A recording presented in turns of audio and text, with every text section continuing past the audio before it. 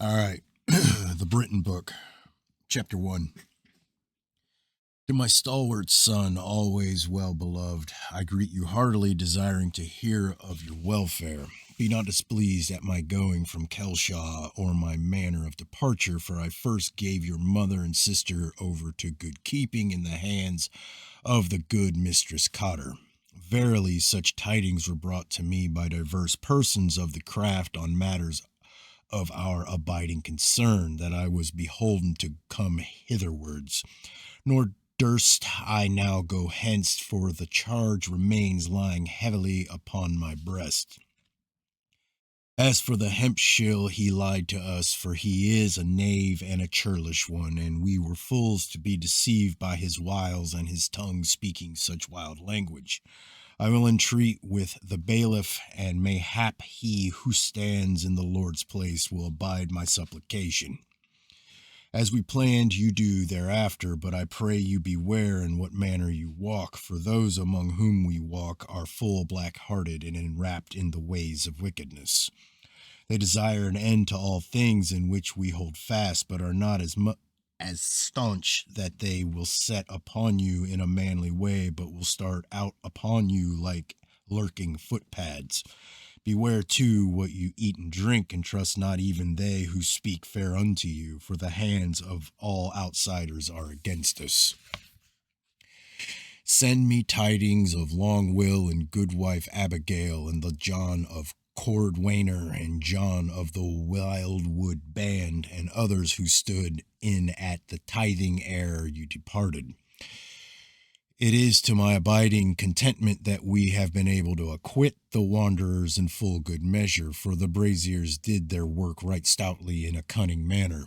Had we a clerk among us, then we could have been wrought to more avail, but no matter, for their hand was firm and they faithfully followed the marks.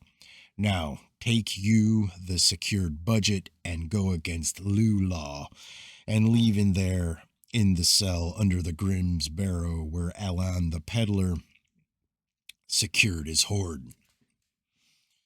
In the book of Britain it is written, Iliad came seaborne in the ship of Tarsus from across the sea of Witka, setting up at Rafina in the land of the Wains. From thence to the river Tarant, which flows between the kingdom of Albany and the kingdom of Corin, Albany being the land between the Isen and Icta, passing Ivron and Incels south of the Cathelbron, and then past Dinsulin to take water at the town where ships traded, standing at the foot of the red cliff between the two white ones around the extreme of the world to the northern Ecta in Soluria. Here, they were unwelcome, but were permitted to take water and wood and to trade for meat and grain. Sailing thence towards the rising sun, they came to the place beyond Sabrin called Summerland. There, nope, they were coldly welcomed by Homodrin of the chariots, but in the kingdom of Averlagus they came under the mantle of the high druid of the south, whose ear was inclined towards them, for he understood full well the nature of the three-faced god. The king heard their words, but did not take them to heart, saying they differed little from what was there. Nope. Then were the shipborne wanderers given land over from the isle of departure, saying that, could they live where no one else could because of the spirits, then the holiness would be established before all people. The strangers were so sorely tried by the druids, but the spirits troubled them not, nor did the sickness of the place come upon them, and the people wandered. They were troubled because of where the strangers were, and were stirred up by the Druthan, but the shield of Aver, Arvagarus protected them. Now, Eastward and to the north there was a lake, and between this and the Isle of Departure there was a swampland, and there was a village of houses that stood out above the water, and the mood maidens and the mood matrons who served the dead dwelt there. Among these was Islas the dreamer, who was sacred to the guardian of this place. Islas was the daughter of the queen's youngest sister and a holder of the king's favor, and when she attended him, she divulged her dreams. It happened that she dreamed the same dream thrice, and this was its manner as she told it to the king.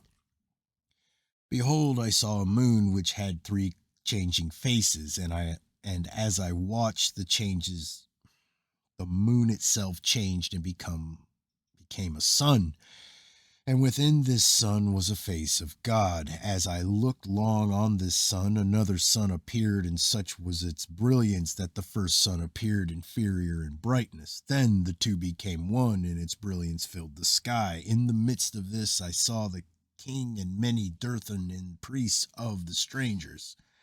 Then I saw a great battle sword, and the brilliance faded, as did the figures, and only the sword remained, from which blood dripped drop by drop. Then, too, it faded. The king took heed of the dream, and gave the strangers land beside the summer house of the king, which could be reached by ships.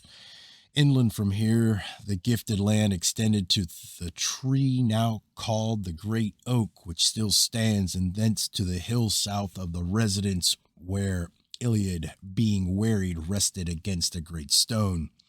Beyond this was an avenue of standing trees, and oak trees placed one on one, and the gifted land came up against this. It extended southward to the holy vineyard, which was fenced about. The fruit of these vines was small and bitter in the mouth. The strangers built huts for shelters on the hillside, high enough to be free of the tides. They settled down and learned the language, though Iliad and two of the women spoke it strangely. The words of the strangers fell on deaf ears, for the people were content with the gods they knew and did not wish to weary their minds with the words of new ones. When the strangers gathered in praise of the one true God, the tribesmen stoned them and shouted abuses, but Iliad persevered, and while later the people still would not believe that God of whom he spoke was more powerful than their gods, they would sit around and listen to his stories. Now, when the strangers were granted the land, the Druthan disputed this with the king and said that they wanted a divine sign that their gods approved. Iliad said, "Give me but half a year." At the witnessing of this, the Druthan set up a holy stone, and Iliad struck his staff into the soil and marked the covenant. The following eve of summer there was a gathering, and it was found that a small green shoot was coming up from the ground beside the staff, which was an offshoot of the staff. The king decreed that this was a sign that the land accepted the strangers, but these took it as a sign that what they taught fell on fertile ground and would take root. Here the strangers, now called the wise ones, were free from the yoke of Rome and from the intolerance of the Jews. They were not subject to immoral customs and were among the right living people, simple but pure in mind and body. Close by was a place for trading in metals, slaves, dogs, and grain. Here Iliad built himself a house unlike any others, for it was square and in two parts, more stone than timber. This place was called Quanad. Here, on 12 portions of land, the wise strangers dwelt in peace, and they built a church which was a full 60 feet long by a full 26 feet wide. At one end was a statue 4 feet high, carved from a beech trunk. The roof was thatched with reeds after the manner of the Britons. The walls were of wicker overlaid with plaster of chalk and mud. Iliad is buried outside the forked path before the church, and on his tomb was written, "I brought Christ to the Britons and taught them. I buried Christ, and now here my body is at rest." Islis was the first convert, and it is said that she alone knew the secret of the holy hawthorn. What this may be, none can know now. It is said that when Druthan murmured against the staff of Iliad, she placed a twig in water and it flowered. Here in this holy place, under the direct guidance of God, our Father founded the first church of Britain. It is said it was not built by human hands, which is true, and from here shall come that which will be the salvation of mankind in the years to come. Here was the resting place for the souls of the dead, where they received their last sustenance before passing through the glass wall. From here ran the old road to the place of light, where the bright-winged spirits flew freely in the place called Dansart in the old tongue. All right, chapter 2, Jesus. 1. This is the true record of events concerning Jesus, son of Joseph and Mary, which we have received by the hands of several who have lived within the circle of his light, and more especially from one who is our earthly father in the faith. He being not the least among the articulate ones who knew Jesus, and a person of no means estate, both in the distant land from whence he came and in this more virile land. For Jesus came to fulfill the desires and the longings of men expressed in certain holy books, but more so in many unlettered hearts. For it is written that such is the nature of things, the tree springing from the yearning of men shall not fail to bear fruit, for the holy books can be likened to an egg containing the embryonic hopes and desires of men. In the sacred books of the Edelwin it is written, the Son of Man is the shepherd of men, and we know how diligently a shepherd tends his flocks. Jesus came not as a shepherd to drive, but as one bearing a guiding lantern to show the way. It is also written, the Son of Man is deliverer of men, and while we know from what we have to be delivered, those who lived in his land misunderstood the meaning. From the book of the Holy Mark, whose wife was one of our own fair race, her father being a Roman waykeeper, whose wife was barren, and having this home-born lady, her mother as a slave, had by her a child whom he later adopted and raised as a lady of estate. We learn much, but clear to our understanding is that knowledge concerning Iliad imparted to us by our earthly father. Aristolus taught that Iliad had been one who commanded with the ships of Rome, but was not without ships himself. So it was that when Jesus went down to the western sea of the Jews, which is not the sea of the setting sun, he, being one skilled with his hands, worked on them. Jesus was brawny built and not one to take money without labor. Jesus, our master, light of our life, was hung on the shameful cross in his 27th year, this being the 1099th year of Britain in the reign of Tiberius, ruler of the Roman lands to the east. Within a year, Iliad and others departed from their homeland shore by ship, and though this was demasted in a heavy storm, it made safe haven in Sankel. There, he and his son were joined by several other holy persons. They tarried a while before crossing to Laidlow, from whence they took a ship to Tarsus. In the year of Britain 1112, our father came from Rome with others because of the decrees of Claudius, ruler of the Romans to the east, seeking refuge beyond the oppression of Roman might, where the true light could burn undisturbed. But the circle of Roman might spread ever wider like a thrown fisherman's net. 13 years after our master was hung on the cross, the Romans came to the fair land of Britain, and the might of their legions prevailed over the brave Caradu, great battle king of the Britons. He was the leader of fighting men such as will not be seen again. He was carried off betrayed by an irrational woman, an honorable peace offering to appease the argument of might, together with the British fount of knowledge and wisdom. With him went the all-wise Fran, being held in honorable captivity until return to the land of light at the intercession of our Father, for those whom he befriended had not forgotten him. For Iliad taught that the greatest wrong man can commit against man is the betrayal of a friend. Now, the daughter of Caridu was Gladys, red-haired, blue-eyed, and slim, who married Pudens, commander of the legions, beloved of Paul the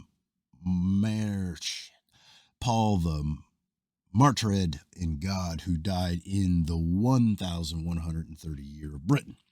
Lean, son of Caridu, brother of Gladys, being the first Christian in Rome.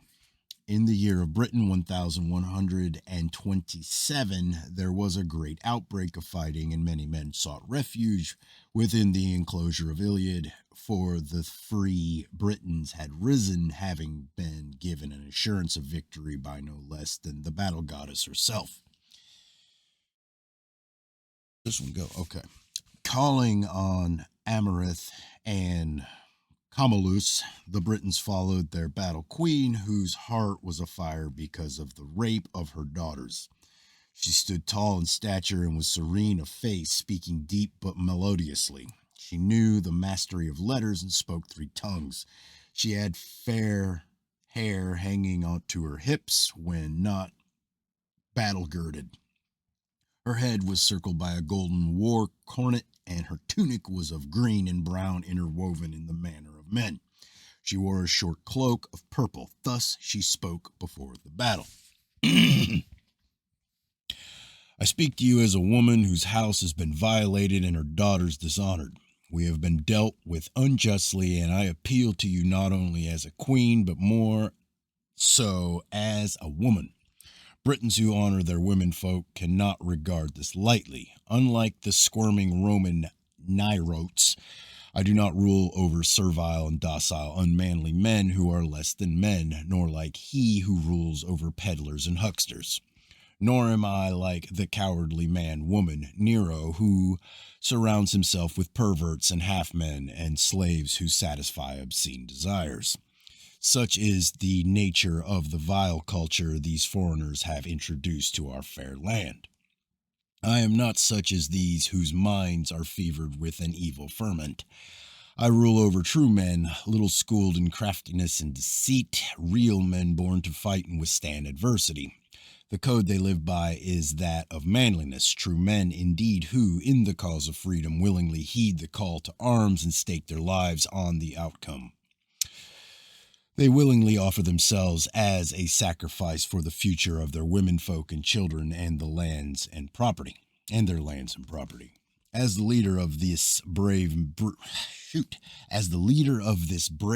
breed of men, I fervently plead for the assistance of your strong right arms. Let us not shirk the task or shun the opportunity to strike a blow for freedom. I pray the gods of war, the overseers of battles, for victory. We have the duty to stamp out these infections on our land, these ruthless enemies whose reputation is infamous. They are perverters of justice, promoters of depravity, and servants of greed. They are a race who enjoys unmanly pleasures, whose delights in the infliction of pain on the helpless, but cringes like a dog at the prospect of its own suffering, whose approbation is more to be feared and its friendship more to be shunned than its enmity. Never will I surrender to people whose ways I abhor, nor will I ever desire to live to see my countrymen treated as servile serfs. May the great godly powers be with us now in the great testing time as we gird ourselves to face the issue. Those brave, inspiring words were of no avail, and Britain was lost, but the spirit could not be quenched, and manliness was maintained. It is not the victory that a race finds greatness, but in defeat. The knowledge of Christ came not through peace and prosperity, but through persecution. That which is written is not a tale of victory, but of the glory that resides in defeat. The books which are the recipe for victory are written by defeated men.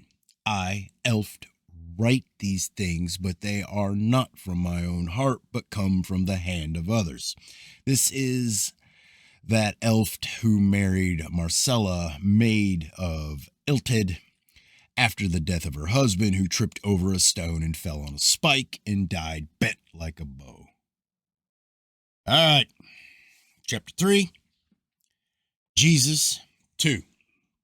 Jesus was the son of Miriam, called Mary by Joseph. His brothers were Jacob, Joseph, Simon, and James. He was born at Bethlehem in the days of his youth, and the land rang with exploits of Judas the Galilean, who preached that there was no ruler but God, but he was called the teacher of righteousness in his day.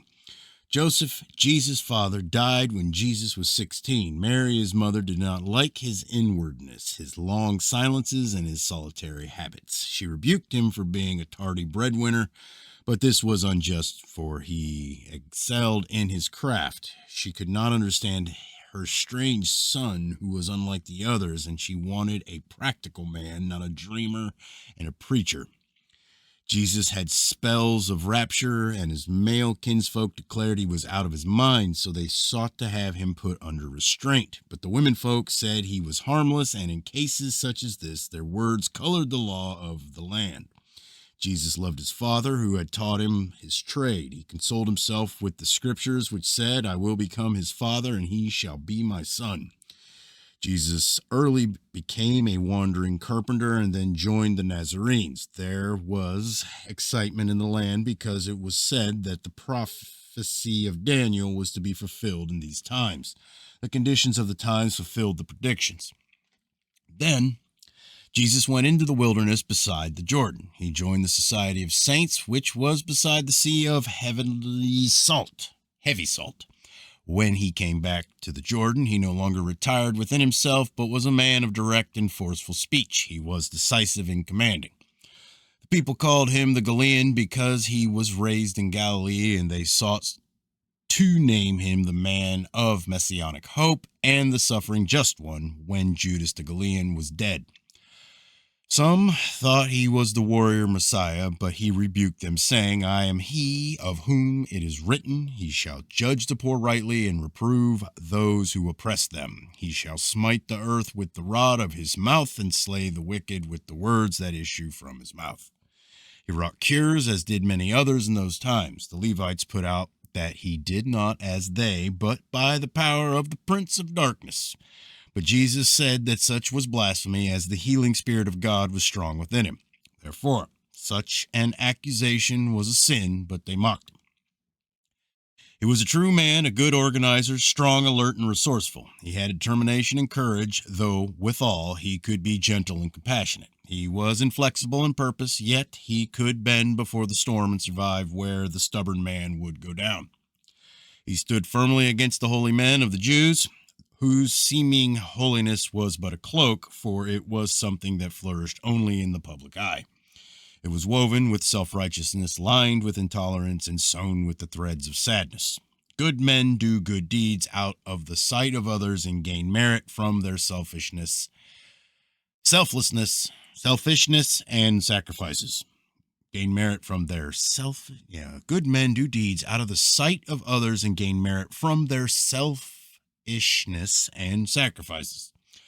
One came to Jesus, saying, Lord, I give many gifts and alms to the poor. I am ever giving to the needy. I am a rich man, but my riches have come by lawful means. I have traded with ships and encountered dangers to accumulate them.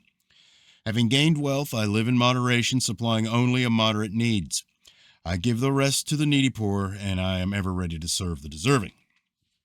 Am I then a sinner?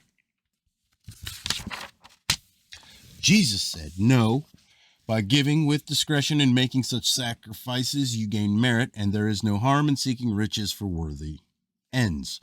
It is the love of money for its own sake that is productive of evil. The evils of riches arise from their misuse. If a man gains wealth in a lawful way and does not live in luxury, supplying no more than his moderate needs, serving the poor, and deserving with his surplus, then he does no wrong. A teacher of the Jewish way said that Jesus, if God is so great and all-knowing, why does he not strike down the wrongdoer? Why does he withhold his justifiable wrath when the wicked man swallows up the man who follows the path of goodness? Is he not the God of justice? Jesus replied, Justice is not a thing of the time. Though the mills of God grind slowly, they grind to perfection. Life itself metes out justice. The justice of God adjusts the injustice of men. Were this not so, I would not have come. Jesus was then asked if he was one with God, and he answered, It is not in me to state that which I know to be untrue, and truly there can be but one God alone, because I have been granted visions and insight into things unseen and unknown to other men. What manner of man would I be did I claim equality with God?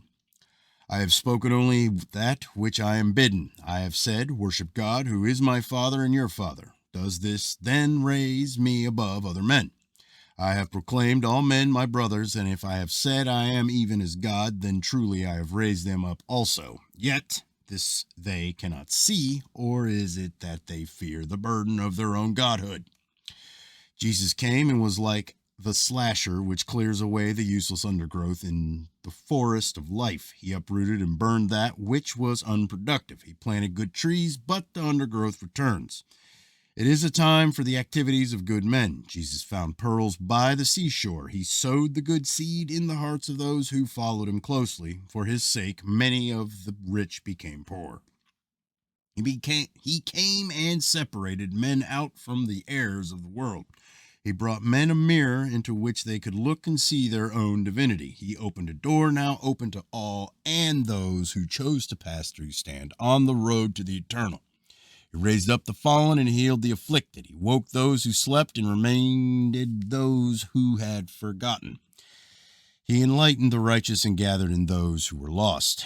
To what can he be compared? To the great sun that shines down, giving joy and life to all living things. To a great river, giving gladness to men and the waters of life to beasts. To the good husbandman who cherishes his fields and tends his flocks. To the men of the forest who care for their trees and thankfully gather the fruits thereof. The sun shines today, and the air gleams with light. The earth puts forth blossoms, and the seas are calm. The waters flow clearly, the birds sing, and the gloomy winter is gone. Hope dawns, and so it is with the Son of Man. The tree of glory has been planted and will survive, for it is well serviced if servants are dutiful. So let it be like the holly, whose leaves are not shed in winter or summer, which stands with weapons ready in persecution of freedom in good days and bad. He who neglects these scriptures is like the branch of the fruitless tree. His life is fruitless. Blessed are those who seek fruit that grows out of our good deeds. He who copies a book is like a maimed man who gives his weapons to a whole and healthy man. The lettered man resembles this good land, which takes the seed and nourishes it. The rains fall plentifully, and the crop is good. The life men live is like an inn where they dwell shortly, or like a horse rented for a limited time.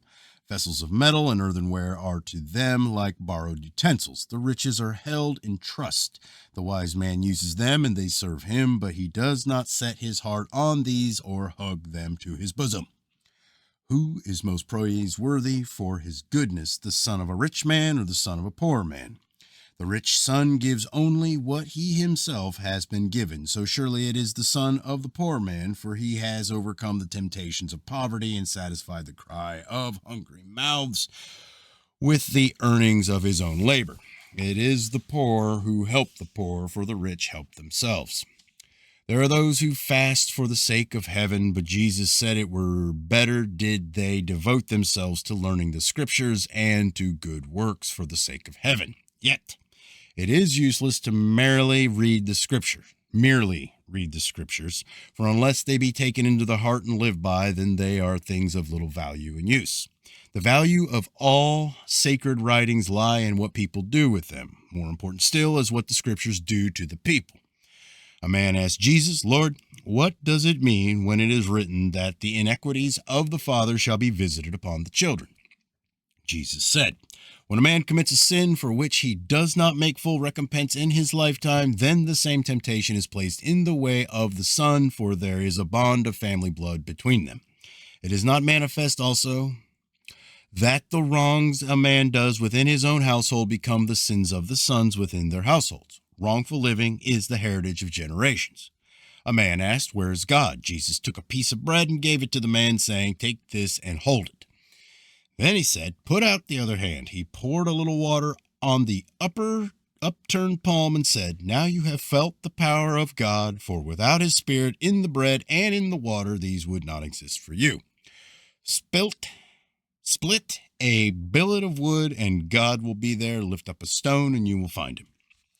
Another said, "Tell us how we may best serve God." Jesus replied, "Talk not of serving God as you would serve a king. In serving God, man serves himself. You ask in your heart, shall you be this or that or a priest? Let your own heart point the best way, and having chosen it, follow it with devotion and fortitude."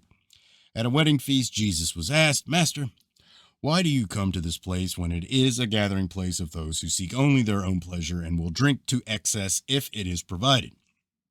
Jesus said, "Our purpose here is to make glad the hearts of the hosts and to share in their enjoyment, blending their pleasure with ours. There will always be those who are neglectful of their obligations and who concern themselves only with their own well-being. Is this reason enough not to bring happiness to those who have invited us?" One day Jesus and those with him came upon an old man playing with childish things. A bow and arrow bearing huntsman passing by mocked him, saying, "Behold the old man playing as a child." Jesus called him over and said, "Do you always keep your bow bent and the string under stress?" "Of course not," replied the huntsman. "To do so would be foolish, for the bow would become useless were it not unbent from time to time." Jesus said, Just so is it with the old man, and you should know better. The bowman strings his bow before he shoots, and when the shooting is over, he unstrings it. A bow kept always strung will break and be useless when needed. So it is with a man who never relaxes. He is ever taut within, and when the testing time comes, his stomach turns to water. Jesus taught that there are things which should be approached with humility of spirit. They are holiness, wisdom, and nobility. Humility bestows upon the soul the benefit of harmony and attunement. A man once said to Jesus, "But who can define these things? That which is holy to one man can be unholy to another. The thing which one man holds sacred, another holds to be an abomination. That which one will bless, another will curse," Jesus said. The many nations and men, because of the diversity of their natures, hallow many different persons, places, and things apart from their gods. But nothing can be made holy by men alone, neither can anything holy be made holy by men alone, neither can anything holy. Let me reread that again. Jesus said, "The many nations and men, because of the diversity of their natures, hallow many different persons, places, and things apart from their gods. But nothing can be made holy by men alone, neither can anything holy of earth be holy. That which is holy of and for God is holy. The place holy for God is holy, and the person who lives holy for God is holy. But where on earth can such absoluteness be found? If by gathering in a temple men feel they can better commune with God, then he will be there, and that place will be holy. If within a circle of stones or before a symbolic image the soul of man may be stirred to attunement, then God will not absent himself because of the nature of the place. He will meet man wherever man earnestly appears for his coming. Though the temple may be holy to one man and the circle of stones to another, both places will be hallowed by God if therein the souls of men are elevated to commune with him. A structure of splendor, magnificent in architecture, called holy by men who worship there. If their spirits remain asleep and unstirred, will not be hallowed by the presence of God. He does not honor places where men just congregate, where their voices alone are raised in worship. He hallows the place where their souls and spirits are uplifted as they seek communion with him. A holy place is where the uplifted spirits of men blend with the nature of God. A man asked, "What is wisdom? Has this not been plentiful in the world since the days of the great enlighteners, of whom Solomon was deemed the greatest? Even before him there was much wisdom, yet is earth a better place for this. What has it contributed to progress? Jesus replied, Alas, never has there been a shortage of wisdom in the world, but always there has been too little in the hearts of men. Wisdom is not something written in books, but that which is conveyed from the book of the heart. It is a way of life. All the wisdom of the past, held in reverence by some, was easier to write than to live by, yet following it is the only wisdom. Wisdom, however, is more than the thoughts of the wise. It is the accumulated philosophical knowledge of mankind winnowed by the wind of practicality. Nobility is an attribute of the soul, and no man has this by right of birth. Nobility demonstrates an ability to live and act according to the high principles. It is expressed in deeds, outlook, and bearing, in the manner of life and relationship with others. That which ennobles a man is his recognition of something to love and strive for outside of himself. Nobility is the subordination of self to principles. Jesus was one in whom all the virtues came to fruition, and his gentleness drew to him all his neighbors.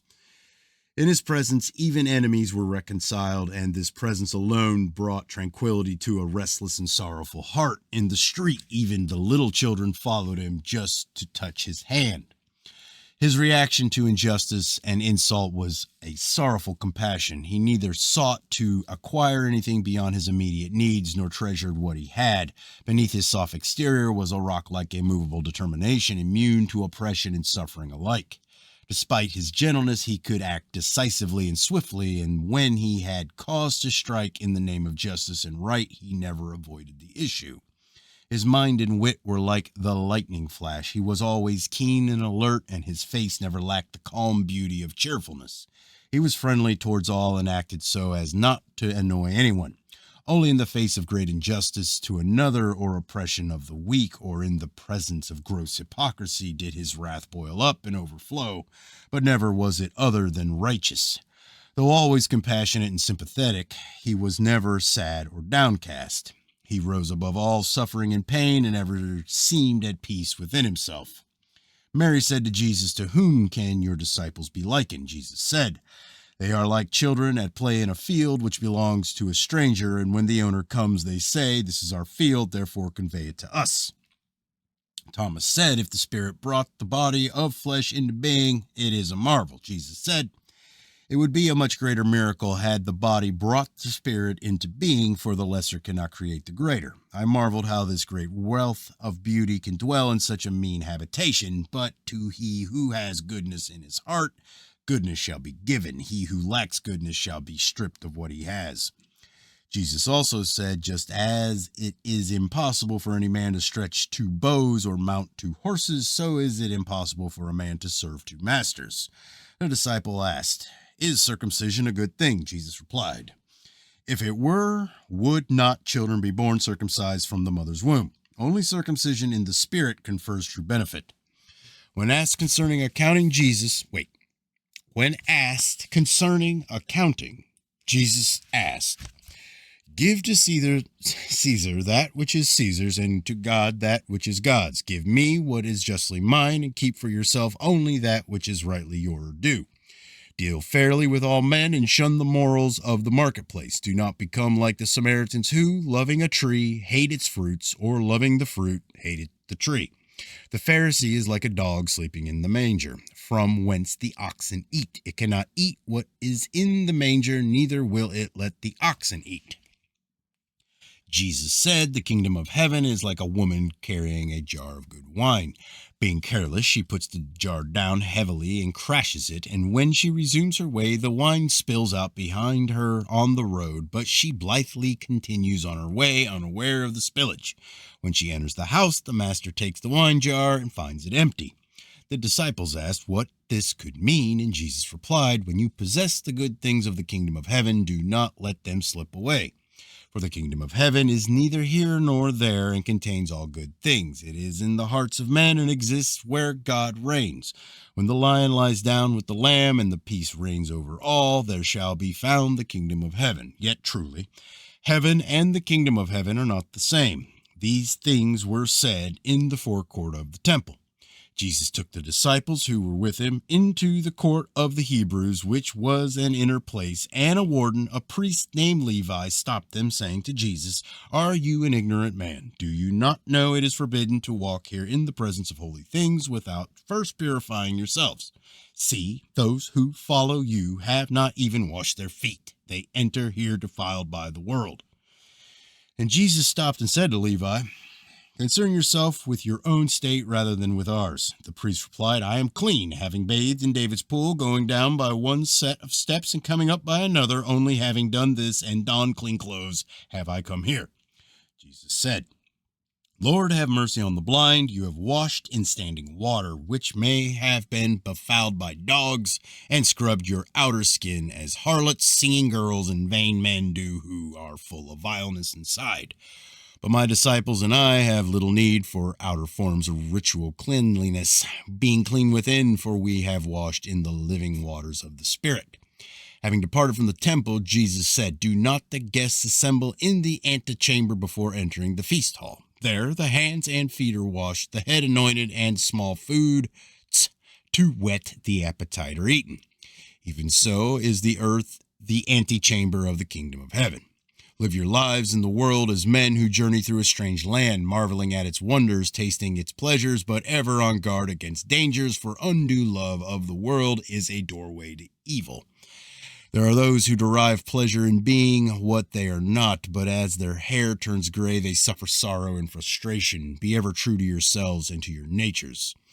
It came to pass at this time that many said that Jesus was the Messiah, but this was a manifest falsehood. Jesus, the son of Joseph and Mary, was an inspired prophet, a teacher who held the hand of God, and there had been others before him. His mother was a decent woman, both ate food as humans do. Mary did not set herself up as a goddess, neither did she preach. It is of no moment to those who are not Jews whether Jesus was the heralded Messiah or not. So believe as you will, but were he born of a Holy Ghost and not of Joseph, then he did not fulfill the prophecy. Men step outside the bounds of truth in their beliefs, but this too is of little monument unless they impose their beliefs on others. Jesus was not a sorrowful man, for greatness cannot be downcast. Always he brought strength to the disheartened and was not influenced by the despondency of others. When Peter was dismayed and shut in his sorrow within Jesus, When Peter was dismayed and shut his sorrow within, Jesus said, "If my friend will not admit me into the antechamber of his sorrows, how can I ever sit in the reception room of his affections?" Jesus set his face against all forms of melancholy. He said, "The man who cannot rise above the burden of his sorrows or the trials of the day shall not know the kingdom of heaven, nor can he know the love which is the cornerstone of life." There was a Greek scholar in the crowd who said to Jesus, "Your never rusting tongue wearies me. Words neither make men nor change things. It is the sword and spear which are all powerful and raise kings or cast them down." Jesus replied, "Truly the words of scribes are greater than the commands of war chiefs. That which is written and read can not only change things, but also endure forever. The sword gains prestige through destruction, but the pen of the scribe gains prestige through creating. That which destroys will be destroyed. That which creates shall be preserved." A Roman soldier who hailed from Gaul spoke up, saying, "Let scribes do what scribes do best, and swordsmen do what they do best. But it is the foolishness and futile to set one against the other, for men cannot write with swords or fight with quills or writing reeds. Let men become brothers as they await the day of the awakener. Tell me, good master, when shall the end be?" Jesus answered, "There will be an end to the beginning, and men will know this by the spirit of the times. Men will no longer be as brothers, nor will they be manly. Women will be as men, and men as women. Adultery will not be condemned, nor will fornication. Therefore these will flourish. Men will not honor their homelands, and there will be no discrimination among them, nor will they maintain the purity of their races. Fathers will not be honored, nor mothers respected, and children will be raised to the wayward.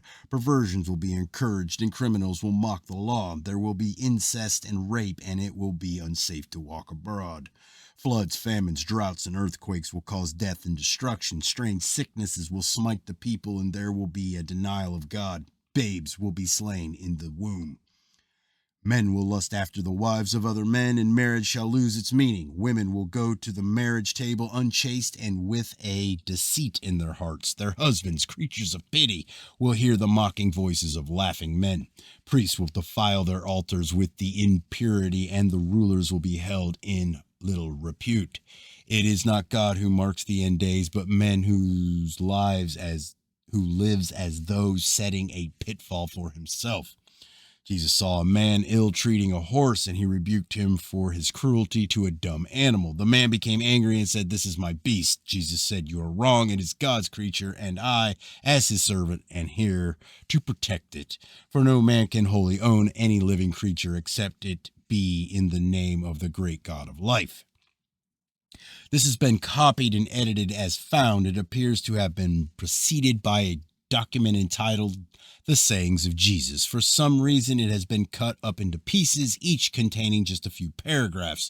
Included were other scraps from such much later source, which for various reasons are suspect. The latter part of this manuscript is probably a late, if not modern, edition, but it may have been rewritten from some older material. This has not been altered and is included under the authorization given to the compilers. All right. Chapter 4, The Writings of Aristolus. This is an account of the coming of certain wise strangers to the sea-girt realm of Britain, taken from the books of Britain and rewritten into the appendices to the Bronze Book, this being the part safeguarded by Roland Gasson. After our Lord died, having been hung on the cross outside the city walls of Jerusalem, Joseph of Arimathea took Mary, the mother of Jesus, into his home until John could make suitable arrangements. Then he was called guardian of the lady, which title became confused in Britain with that of guardian of the sacred vessel.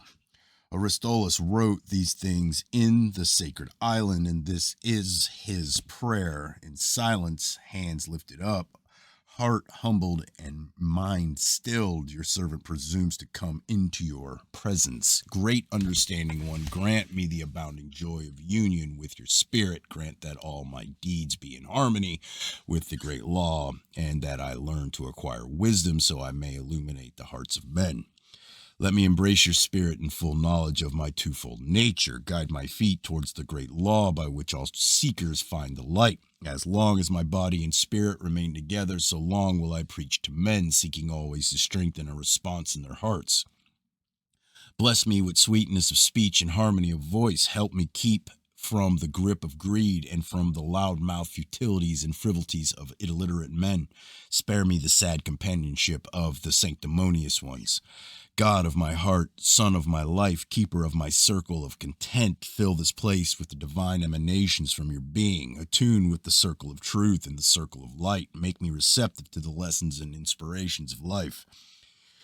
Joseph, our father in faith, come across the storm-tossed seas to the place called Balgwith, and from thence to Tashain, where he met the envoy of the king, who was sorely troubled. For the chief of all Druthan, called Troutus, was away at the meeting place of his god, where he came in a wondrous way every 19 years. There the ceremony lasted 3 moons. When Troutus returned, he met Joseph at the place now called Hen-Mehu, because of the strange tree that grows there. The Druthan held a feast of welcome in the place called Nematon, which is below the great hill. The chief of all Druthan washed his face, his hands, and his feet. Then a white goat was led out and sacrificed on a 4-horned altar. Troutus washed his hands again and made an offering of salted barley cakes and gave some to Joseph, called Iliad by the people here. Then the goat's thighs were burnt on the altar, while a lesser priest mixed the sacrificial blood with water and black wine. Then barley cakes and a chalice containing the blood, wine, and water were passed through 3 sacred horns before being given to the chiefs present. Then youths danced around the fire over the sacrificial pit. Then priests of a lower order prepared tables for a feast, while the common people sat around on logs made smooth at the top. The sacrificial beast, having been first offered to the gods of this place, was eaten by the common folk, all except the liver, which, being the seat of blood and life, was kept for the diviners. These found that the right wing of the liver was broken, so they prophesied that no enemy would enter the land. Now the king called together a great conclave of the people, and the Druthin were there. The king said to our father, "Speak now before the people. Tell us your ways, and we will judge whether they be worthy." Joseph spoke a tongue understandable to these people, but he spoke slowly and not after their fashion. Our father said, "As the light came first and called the eye into being to see it, so it is with God, who is the already existing light. The heart does not create the thought, but the thought produced the heart. This so it could manifest, for the heart is created to serve thought in the world of effects. The world of causes lies in another kingdom." The Druthin said, "The light we know and have, these things are not strange to us. All light comes from an original crystal, which is always virgin, and we say the behavior of light is the foreordained symbol of man, to man." Joseph, our father, said, "I have not come to batter down your house of hope, for it has many pleasing features, even as ours. So let us not disagree, but take the best from both, and disregarding what is less good, fashion something of value to all. Let us weigh one thing against the other, rejecting that which less clearly shows the way." The king said to the chief of all Druthin, "Do we not have the source of light in our grail egg?"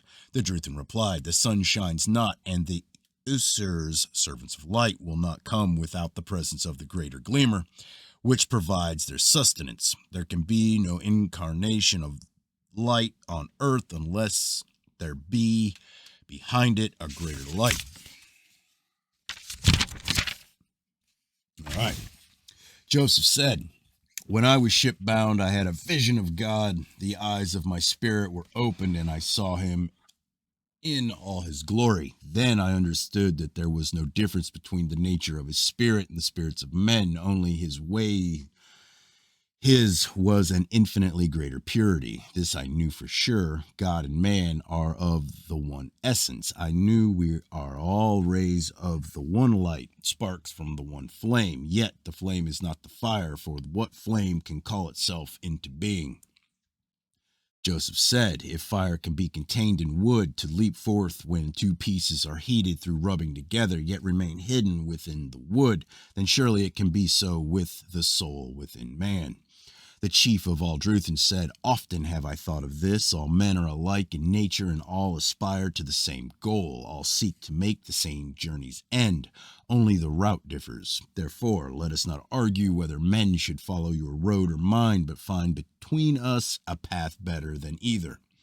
One priest said, "What of the worlds within the ever-moving circles?" Joseph replied, "The hidden worlds are numbered as sands on the seashore. If a man concerns himself with many things, he benefits none and derives no benefit himself. Let us concern ourselves with this world first." The Druthin said, "What can change the natures of men? For these are fixed by the gods." Joseph answered, "All things can be changed, but not always for the better. Change and life are inseparable." Joseph went on to say, "Because you are folk who work the land, bringing it fruitfulness, you are not to be despised. Let the newcomers with their armed might say as they will, you are workers with God. Were not the sons of God also called the sons of the plow? Did they not fight against the sons of men, who were hunters eating raw flesh like the beasts and worshipping serpents, which crawl on their bellies? Always there have been some who worship things of insensitive wood and stone, groveling in the dust at their feet, and those who worship the highest they can see, the sun and the stars. Others reach out even beyond these."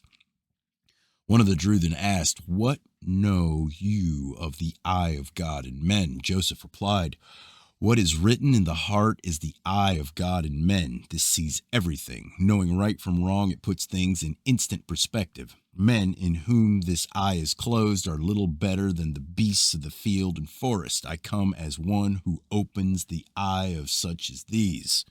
In the beginning, the king had listened in silence and was tolerant because he felt he could indulge these strangers. Now, as he saw that their teachings might prevail, he became angry and unreasonable, as it happens in instances such as these. He said, "Who gives you authority to speak in this manner? Who sent you, and do you come to spy on us? To whom do you make report?"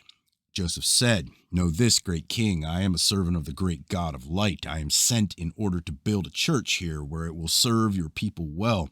I will establish a place of light unto them. I come to teach the perfect commandments. Ask among your own about me, for I am not unknown to them. I have no human teacher from whom I learned the wisdom from whence I got these things. I lived in the light of Christ, but learned tardily. Then I had a message from God himself. Go preach to those who dwell at the edge of the earth." The king said, "How comes it that these things have been revealed to you, while the same God who reigns here has not revealed them to us, even though we were the lords of this land? Are you a man of significance this side of the wide waters?" Joseph answered, "Those who are established in the God of light need no mentors, and they take pride in their insignificance. For it is said, the first shall be the last, and the last first. The lowly shall be raised up, and the haughty cast down. We do not seek after gold or worldly possessions. Of myself I have no power, but I have power from God. It is God who commands, and it is he who makes the true man of God." There was much talking and long discourses of the nature of God, and the Druthan challenged Joseph to produce him, saying, "Though you decry our images, yet we do have likenesses of our gods, while you lack even these. Your words are mere puffs of wind." These things and more were said, and the Druthan believed, but tardily. Then at the midsummer festival, the chief of all the Druthan collapsed on the processional walk, denying himself the reviving draught prepared by Islis, his daughter. He died in the arms of Joseph, our father. It was he who received the moon chalice and the light of Britain. The Druthan held the secrets of the great temple of the stars, and theirs was the royal isle in the kingdom of Kevindid. All right, chapter 5, the writings of Abaris.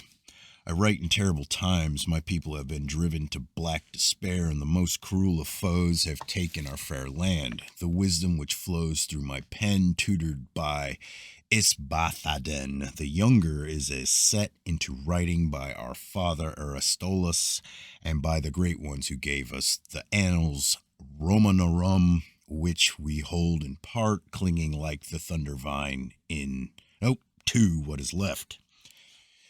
I am no weaver of words, and if fine phrases bedeck what I transcribe, they are the work of better hands than mine. I am not as a teller of tales who sits before the hall fire, a waster of words like women over the fuller's tub. Those who wear the red robes of nobility have passed over the misty seas, and the land lies barren of learning. The Firth Rig have taken over the dwellings of the wise, and the three pillars of progress, wisdom, courage, and beauty, no longer stand against mere magic. I speak of one named Jesus, who was Jesus come to earth as a godling, the much abused one, but does not the lawman whose case is bad abuse his opponent. I speak of those who followed him and suffered in the dark days of oppression. The anger of the people smoldered against the just ones, as Jesus had foretold while still in the body. Then the time came when the dragon of disaster awoke, thirsting for blood, and it began to stalk its prey, while liemongers fanned the smoldering embers of hatred into flame. The king of the land was stirred up to anger, and the hatred of the people became an all-consuming fire. The wolves came out of their dark forest and suddenly fell upon the flocks of innocent sheep and rent them apart. Wild bears burst among the sheepfolds and ravaged them. Evil, motivated ones came and cut down the apple-bearing trees, and the star-lit nights were woeful. Beasts trampled the flower gardens, while eagle-hawks swooped down among the dovecotes. The earthen ones broke. The called out servants of the high god entered the arena of vile entertainment like children before their teachers. They were thrown into the path of the lions. Some they equipped with weapons and forced to fight with bears. Women were scented with the smell of heat angered beasts, and children stood frozen with fright. Their bodies were shredded like the paper of Egypt. They moaned pitifully like oxen awaiting the slaughter, and their children were murdered before their eyes.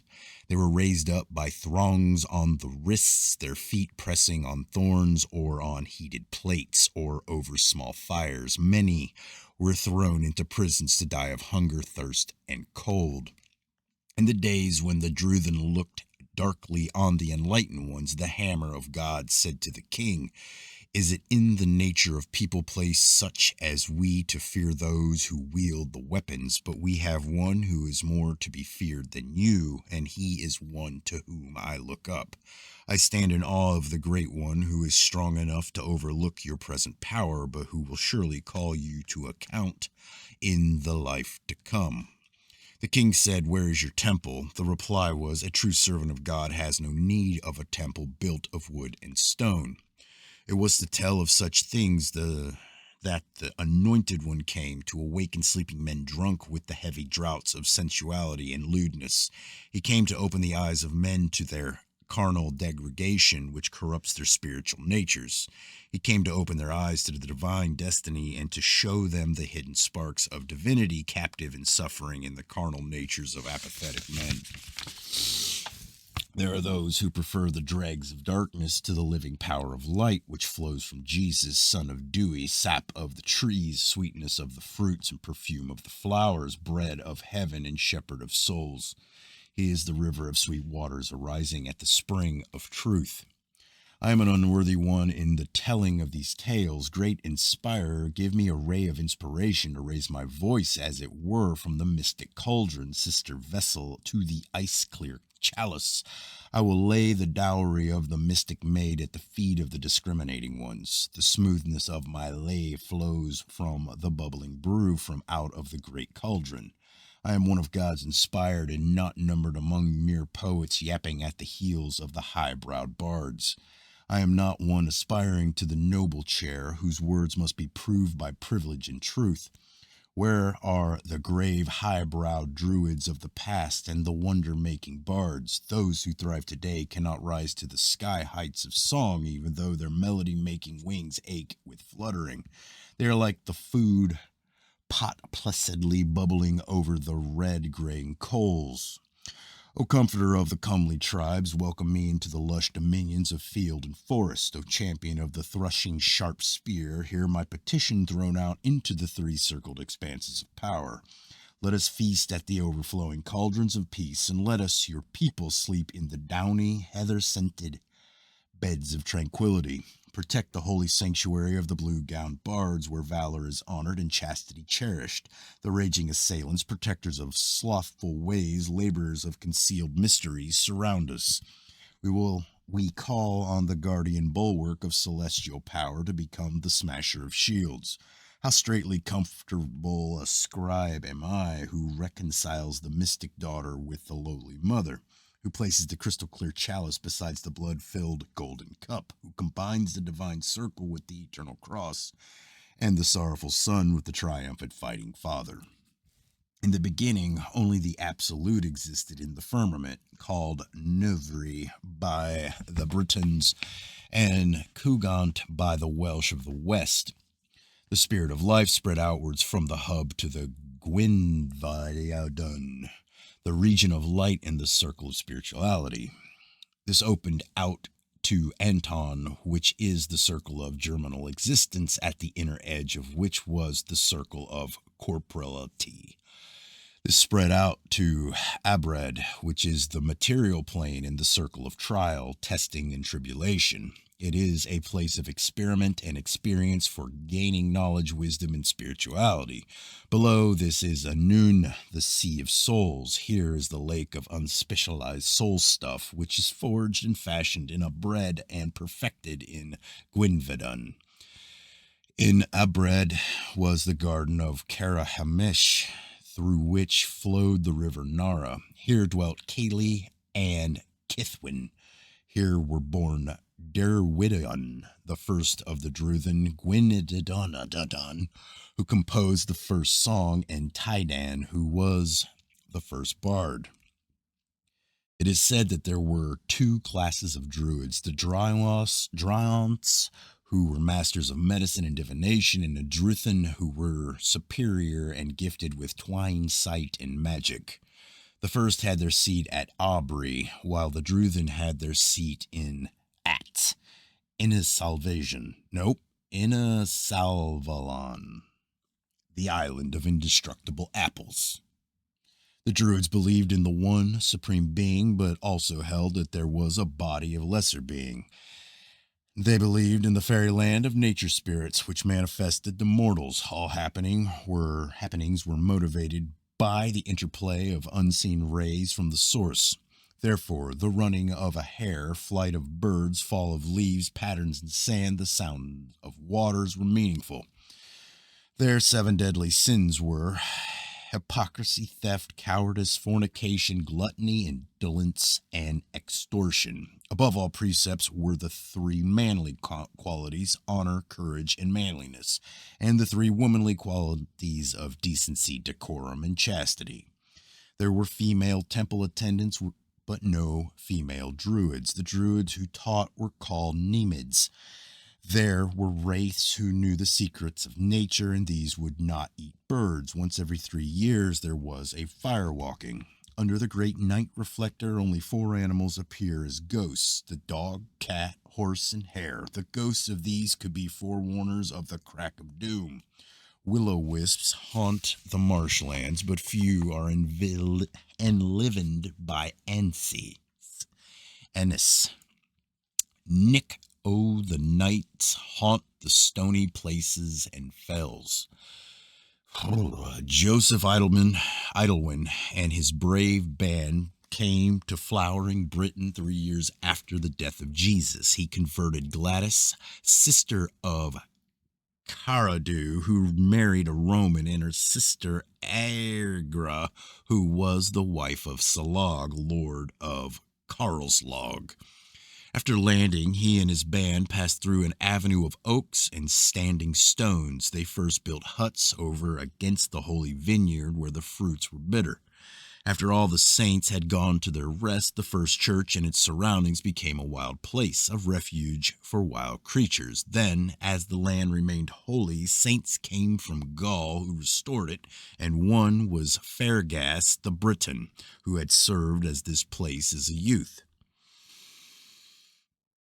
Idwin was buried in a shirt of fine linen, which he had worn when burying Jesus, and which was stained with 3 spots of blood on the chest. He was buried by the 2-forked cross. The saints had lived in 12 huts around a never-diminishing well at the foot of the holy hill. Joseph Idlewin was related to Avalak, whose kingdom bordered that of Arvagaris, through Anna the Unfaithful. He converted Claudia Rufina, the daughter of Caradu, previously called Gladys, who married Pudens, a Roman, and had a daughter, Pudentia. In his 28th year, Caradu was betrayed to the Romans by Arissa, queen of Bryantis, who he married Genesia, daughter of Claudius, to bind the peace agreement. The name Caradu means filled with love, but he preferred to use a warrior name. Gladys, sister of Caradu, married Aulus Platinus, a Roman commander. Caradu held an estate in Siluria, and he was made war chief when Guiderius, son of Kimberlin, was slain by a slingshot near the river Thames. In the year 59 of our Lord, the British rose up Tinder Wodica, the horse fighter, who died nearly 3 years later when Gulgaz became war chief. Caradu went forth with the bright, flashing, sharp-pointed spears of war. Bards, renowned judges of excellence, sang his praise. Even druids of the 3 great circles launched their eloquence in the 5 dialects and 4 tongues. Dancers from the steep mountain gaily preceded him, and diviners from the high-pillared gates declared wise oracles. I am one who lived in those brave days. It is my right to be the master singer, for I stand in the last line of blood from the golden strong-arm kings of old. My father's father was a bard of high enclosure, prince of the true tribe, high caller of the Kimwe, a giant of song born of melodic race, light-tongued, sharp-voiced. Well fitted am I to sing Caridu's praise, accepting great Keeley and the all-seeing diviners of the land, and Sadduceus druids of the fine-woven gold chains, and chiefs of the splendid wars. I am first above all to open his mouth in honor. He honored all blue-gowned bards, singing bards of the land, guardians of the storehouses of winged words. Guests such as I were never wanting for provision, while Caridu reigned, a high king over the wide land of heroes. He paid them well in sleek, fleeted limb coursers, chasers of wind-borne hair.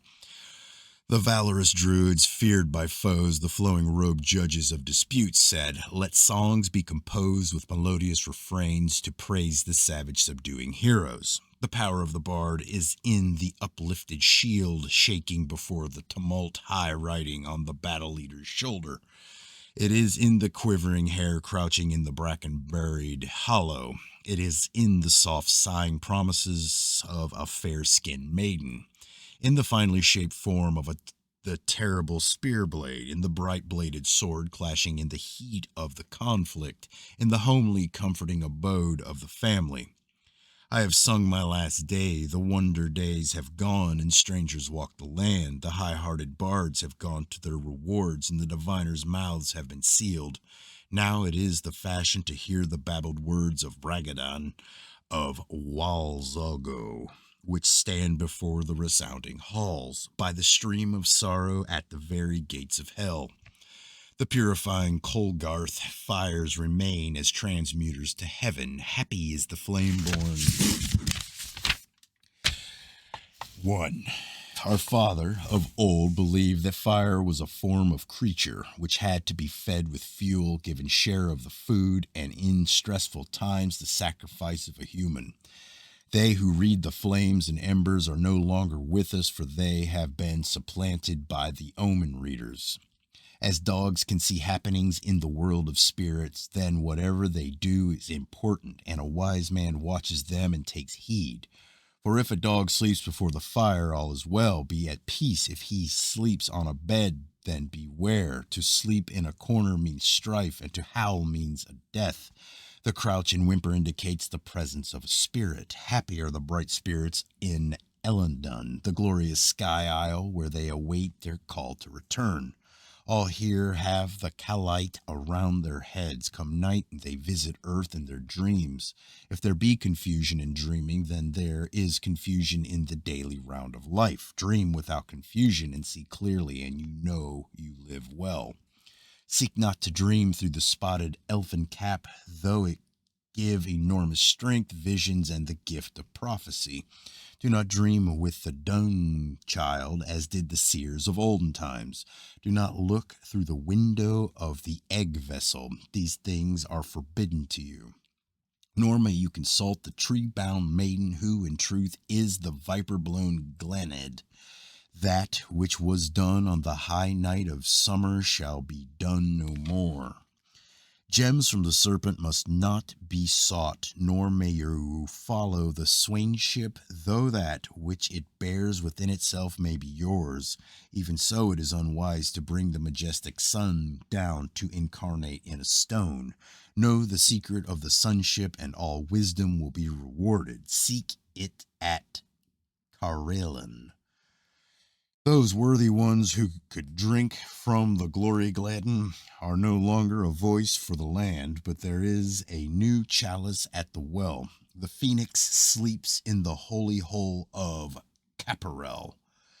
If a man would know the mystery of life, the secret of these things, he must climb the mountain of tears in the vale of the dead, at the trysting place of the sun and the moon chalice. Thence must he go to the place of Brandigan, following the path of mysteries. If he does by the wanderer's way, he is lost.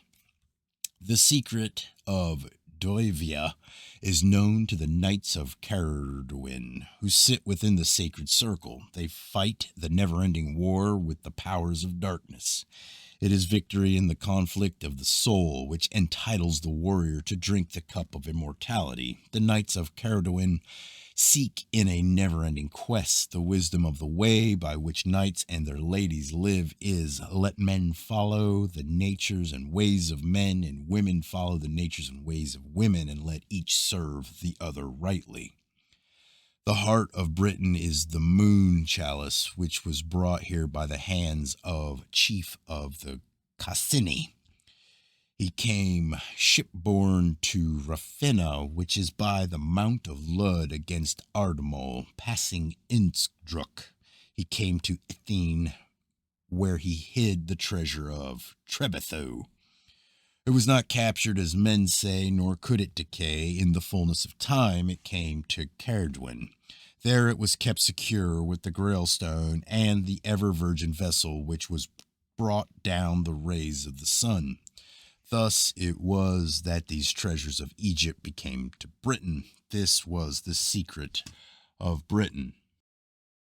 Chapter 6, The Writings of Emrys Skinlaka. The master was born under the sign of the churlswain at Dinselin, called Incel by the sons of fire, in the year of the werewolves. Warwolves drove back the children of the horse. His father was one of the ornaments of Hugh. In his youth, he was a battle-blooded warrior. He was a dashing leader into the thick of the fray, a dauntless captain in the heat of the battle. The bearer of the battle hammer was a great-hearted, valiant warrior. He stood stern and steadfast in the grim work of bloodletting. Proud as the high-flying death eagle he stood. A dark doomsbird flew over the land when the daring hawk gave battle. Behind him, the sharp extractors of blood, the thrusting spears darting eagerly to the thrust.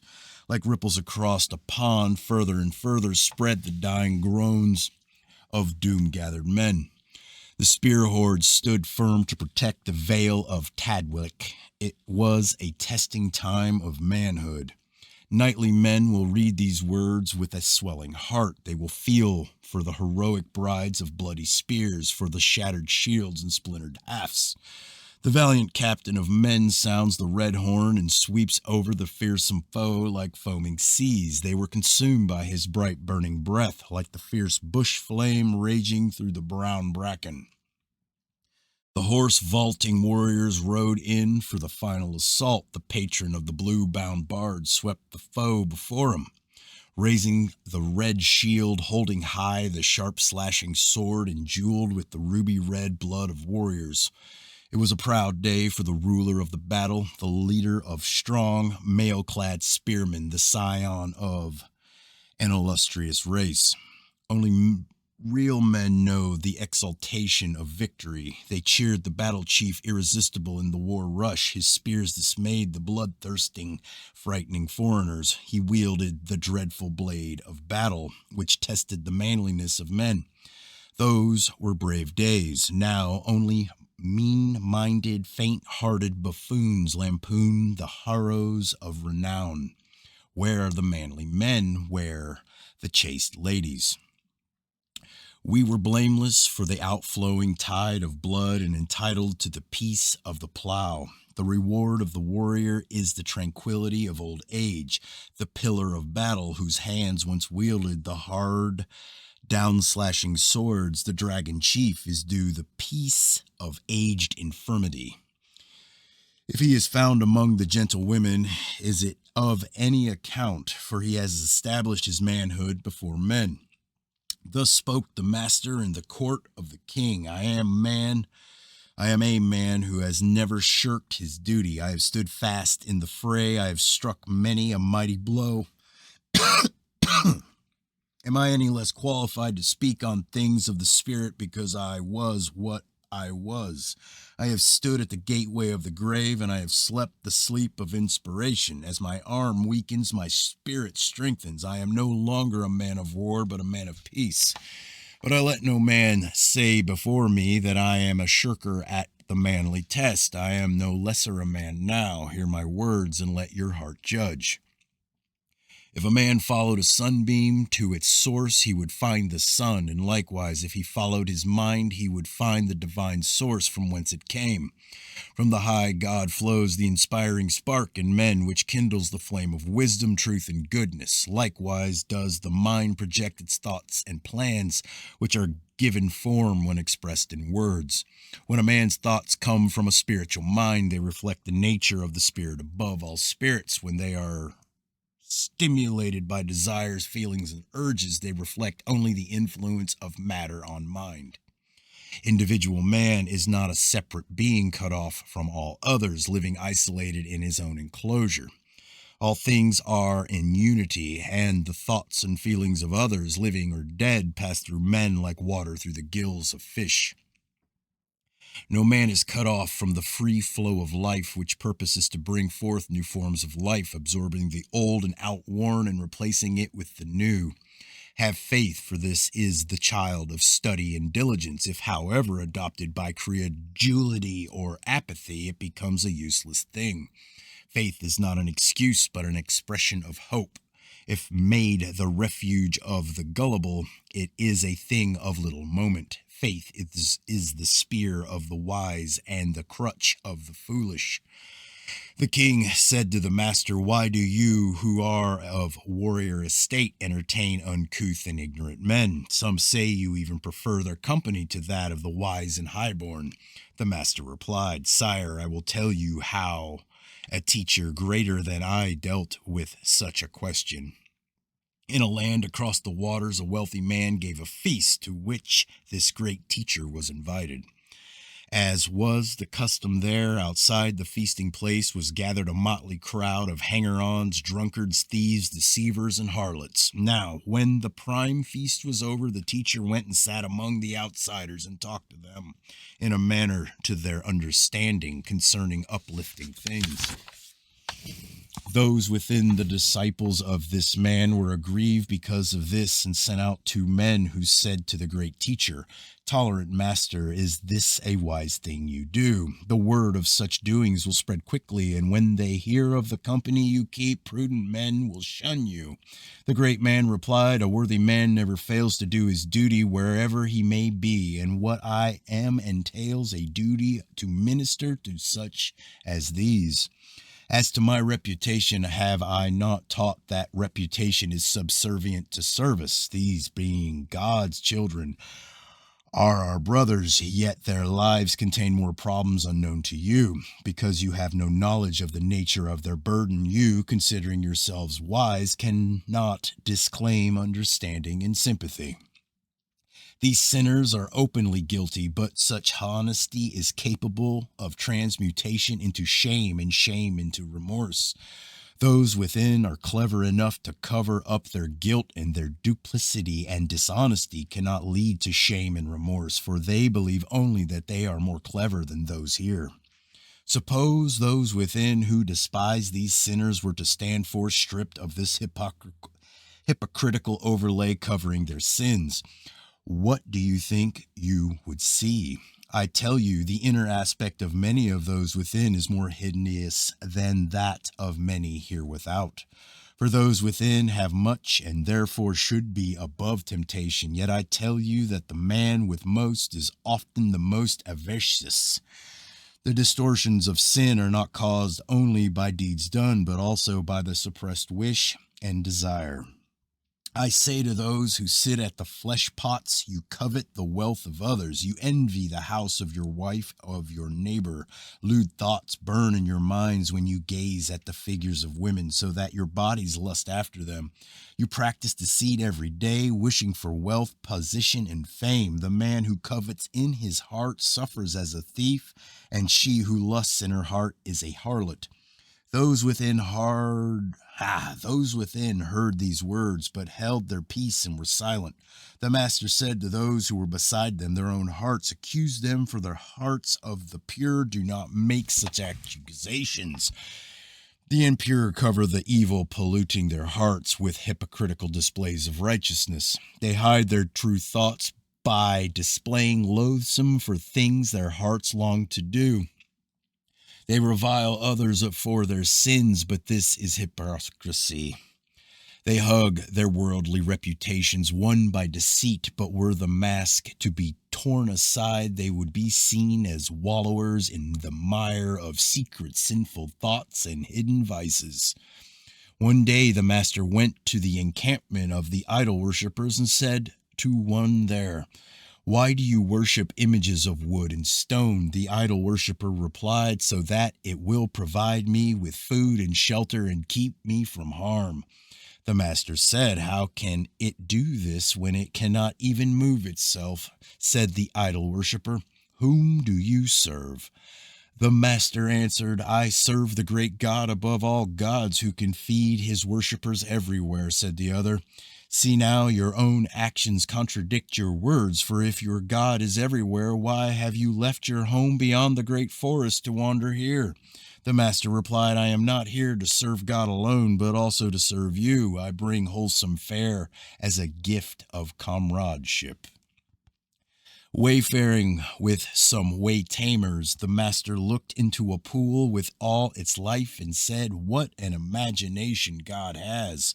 They said to him, "You have been taught in the shadow of the great master and may gaze on that which casts the shadow, but how will it go with our children and their children who know only the shadow of a shadow?" The master said, "Behind every shadow there is substance. If you see a shadow, believe there is substance somewhere."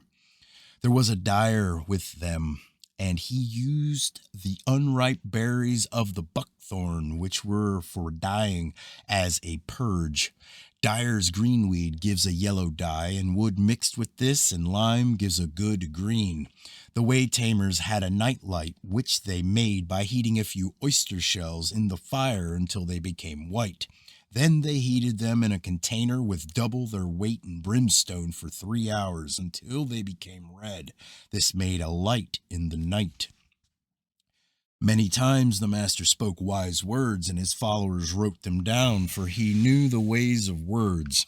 He said, "When the wind blows, it discovers every opening. Keep your eyes and ears fully open before marriage and half shut afterwards. Even a thief does not steal from his own neighbors. What does the wolf care if the sheepfold be destroyed? Progress is the creation of discontented people. A wise man learns to love the lovable and to hate the hateful, but more important is to know the difference. A man should behave towards his parents so that they have no anxiety except as to his health and confidence in the wisdom of his actions. No law whatsoever can ever unman a man of devirtue a woman, or devirtue a woman. For the way wenders the old laws holds good. It is said that he who kills another unlawfully, who steals or robs with violence or rapes or seduces a maid or matron shall be placed in a wicker cage with others and burnt. Now this does not apply, but he shall be hanged at the crossroad. It is not unlawful for a husband to kill his wife's seducer. It is unlawful to require that a wife shall lick ash off a spearhead to establish her virtue. The first God-given right of man was the right to maintain his family inviolate, and it is the duty of the rulers to uphold that right. The seven qualities of manliness are courage, fortitude, kindness, integrity, truthfulness, consideration, and protectiveness. A stranger accosted the master and said, "I don't like your methods." The master answered, "Is that so? Well, actually, I am not too satisfied with them myself. Tell me, how do you inspire men to live in harmony amongst themselves?" The stranger said, "I don't." Said the master, "I prefer the way I do it to the way you don't." The stranger said, "You are unbending in your teachings. Is it not wise to follow the path of moderation?" The master answered, I am not interested in moderate faith or moderate goodness, modesty, honesty, or moderate virtue. There can be no moderation in things of vital importance. The moderate man is not for me. Would you eat a moderately fresh egg or want to live in a house that keeps out most of the wind and rain? Would you be satisfied with most of your wages or with moderate work for your servants? I am not a moderate man, but one who plants his standard firmly. A standard of moderate morality is no standard at all. Could any army of moderate fighting men secure the land? The master went on to say, man lives for two things, the acquisition of knowledge and skill and the refining of the spirit through experience. He who commands by his integrity is like the pole star, which remains constant while others revolve around it. To give you the essence of my teaching, I would say, let all your thoughts be wholly good. One asked of the master, who shall be our teachers? The master replied, they who by revitalizing the old wisdom of their forefathers in this land and adding to this new knowledge are suitable. When they are asked who should preach, he said, he who should not preach what he desires others to practice is one to whom these practices are not normal. To learn without thinking is futile. To think without learning is profitless. Wisdom does not consist of what a man knows, but of recognizing the limits of his knowledge. Listen always, but speak seldom. Maintain silence when in doubt, and you will seldom get into trouble. Keep your eyes open, but forget what you should not have seen. Never gossip and shun all gossip mongers. The master was asked, how should a master deal with his servants? And he replied, promote those who are worthy and reward their loyalty and train those who are incompetent. To know what is right and not to do it is cowardice. Wealth and station are desired by every man, but if these can be acquired or retained only to the detriment of his service to his creed, he must relinquish them. Poverty and subordination are disliked by all, but if they can be avoided only to the detriment of his creed, he must accept them with good grace. Become paladins among the people, making the words of these writings the cause you serve. The inspiration is divine, but the medium is human. In the past, the pure light of truth was concealed from the multitude of the people in riddles and a fog of jargon. Parables satisfied the people. Understanding. Religion degenerated because of its higher aspects. It was not understood by the mass of the people, and there was a fear of casting pearls before swine, hence the mysteries and the need for ceremonial images and symbols. People more readily worship representations of God because they cannot comprehend him and shirk the effort of trying to. God cannot be represented by things of this world to the understanding of the aristocratic soul. There are Adamites whose souls slumber within, and God-men who are the ultimate earthly beings. These are the mysteries held close and safeguarded by the Knights of Carowin, but which came to our master through Galwin of the White Hawk Crest and Gaulaland, the Summer Hawk.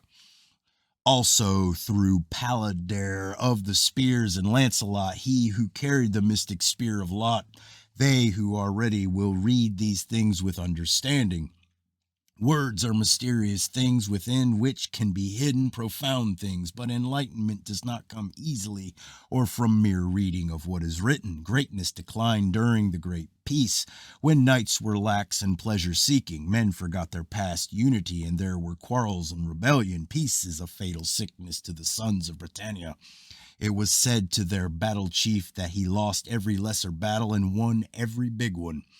The art of the scribe came to Britain with the high-browed one who taught Gilladwin of Evran, who had 7 subscribes.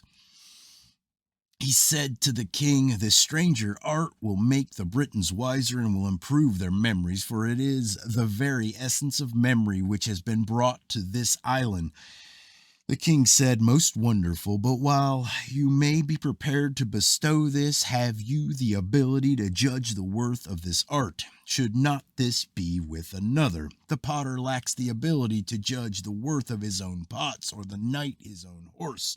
Therefore, the ability to judge the usefulness of harm of this new thing should surely lie with another.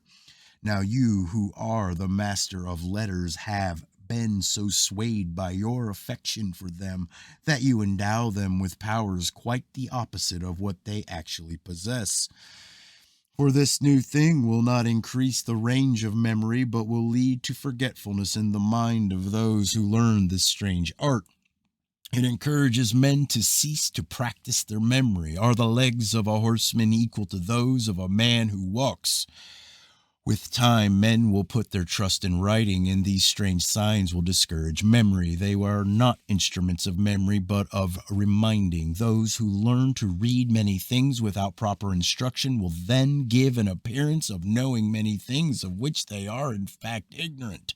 They will be hard to get along with, since they will not be wise, but only appear so. So it was that the art of writing did not come easily to Britain, yet always there had been the letters on stone and brand sticks, but these were not for ordinary men. Give an ass oats, and he will run after thistles. Such is the nature of man, and never went out an ass that came home a horse. The king had imprisoned one of the master's followers, and when the master sought the king's ear, his retainers drove him off. He returned, but this time they turned loose the hunting dogs upon him. The master stood firm and made no move, saying in his heart that if God decreed that the hounds should maul him, so let it be. The hounds stopped before him and refused to obey the urging of those who trained him. This filled the heart of the king with wonder, for he knew the nature of the dogs of Britain, and he released the prisoner. It was at this place that the master was challenged to produce his god. They said, "Though you decry our images, yet do we have likenesses of our gods, while you lack even this. Your words are no more than puffs of wind." The master said, "These are the words of the report. To few has the arm of God been revealed. Did it not shoot up before your eyes as a sapling from a staff? And did not the withered staff take root in alien soil? Even so will it be with my words. I heard the Spirit of God in the night watches saying, 'Go, carry my words of truth to the unbelievers, and it will be like the rain that ends the drought. My word shall strike deep into the fertile soil. Its beauty shall be like the holly tree. Its fragrance shall fill the land like the scent wafted from a new mown meadow. You, my servant, will plant a tree which shall shelter all nations. You shall show us the road, and I say, go a little way, and you will come to a fork in the road. Take the turn to the right. Go a while along this until you come to an inn. Pass this and take the next road bearing left. A little further along this road you will come to a village, and beyond this a lane to the left. A mile along this lane is a rise from whence you will see your destination ahead. A man who has been provided with this most complete directions possible from my intimate knowledge of the area may lose his way and become lost. Another man comes along later and is given exactly the same information, and he reaches his destination.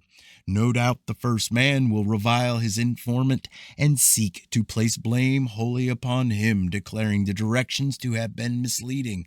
The other will declare how comprehensive they were. My words direct those who listen with understanding along the road of man's destiny. This road will not change about and will always be there. Here, too, there is one who knows the road well and gives clear instructions. Yet some become lost while others get there safely. I am only the shower of the way, the light on the path I instruct all the same. I did not... Did I ever say to you that if you followed me, I would make every secret known and reveal every hidden mystery? I did not, for this is not for all men. Suppose a man was pierced in the breast with an arrow, and his friends were to summon a physician skilled in such matters. What if the man said, I will not have the arrow withdrawn until I know who fired it, from what manner of bow it came, whether the archer be fair or dark, short or tall? I would know his name and his tribe. I would want to know whether the arrow is fletched with feathers of a goose or a fowl. Such a man would die, and all his queries would serve him not one jot. The man's life would come to an end, but still the great question, which is he overlooked, would go unanswered. Why was the arrow fired? It is equally foolish to say, I will not accept the teachings of this man until I know from whence he came, who his father, what is his estate. Wow. A man wishes to know the land of Egypt is. All right. I'm going to stop there. It's a long one. I like it. Heavy duty. All right. Chapter 6.2. Man wishes to know what the land of Egypt is like, but does not wish to endure the discomforts and dangers of the voyage. Yet when others who have made the journey tell him about it, he says, I will not believe this until I have seen it with my own eyes. So there is only the choice of making the voyage or accepting the word of those who have done it. So none can justly say, because I have not seen it for myself, because I declined to face the dangers and discomforts, the place does not exist. The master who asked, how shall we live to be in accord with the way of God? He replied, say not that you live for God, for whatever man does serves man. God is served only by serving men. Follow the words of the wise and do not chase after fools. Learn about the ways of life and enjoy them to the full. Life is meant to be lived with excitement and joy, but never for mere pleasure or self-satisfaction. Discipline your daily doings and let those not become burdensome. Earn a congenial livelihood, and in all things you do, be honest, diligent, and careful. Let not your thoughts be the sport of every wind that blows. This thought may come to you. I know imperfect conditions may be put aside. I know impure things can be discarded. But a man may even be blessed with the good things of life and yet remain sorrowful and melancholy, for this he is by nature. Happiness and cheerfulness are not things following from affairs of the day or through circumstances. The sorrow of a sad man comes from within. Things of the daily round of life should be directed in the knowledge of what is for your own good. There must be an understanding of the way of the path. Be upright,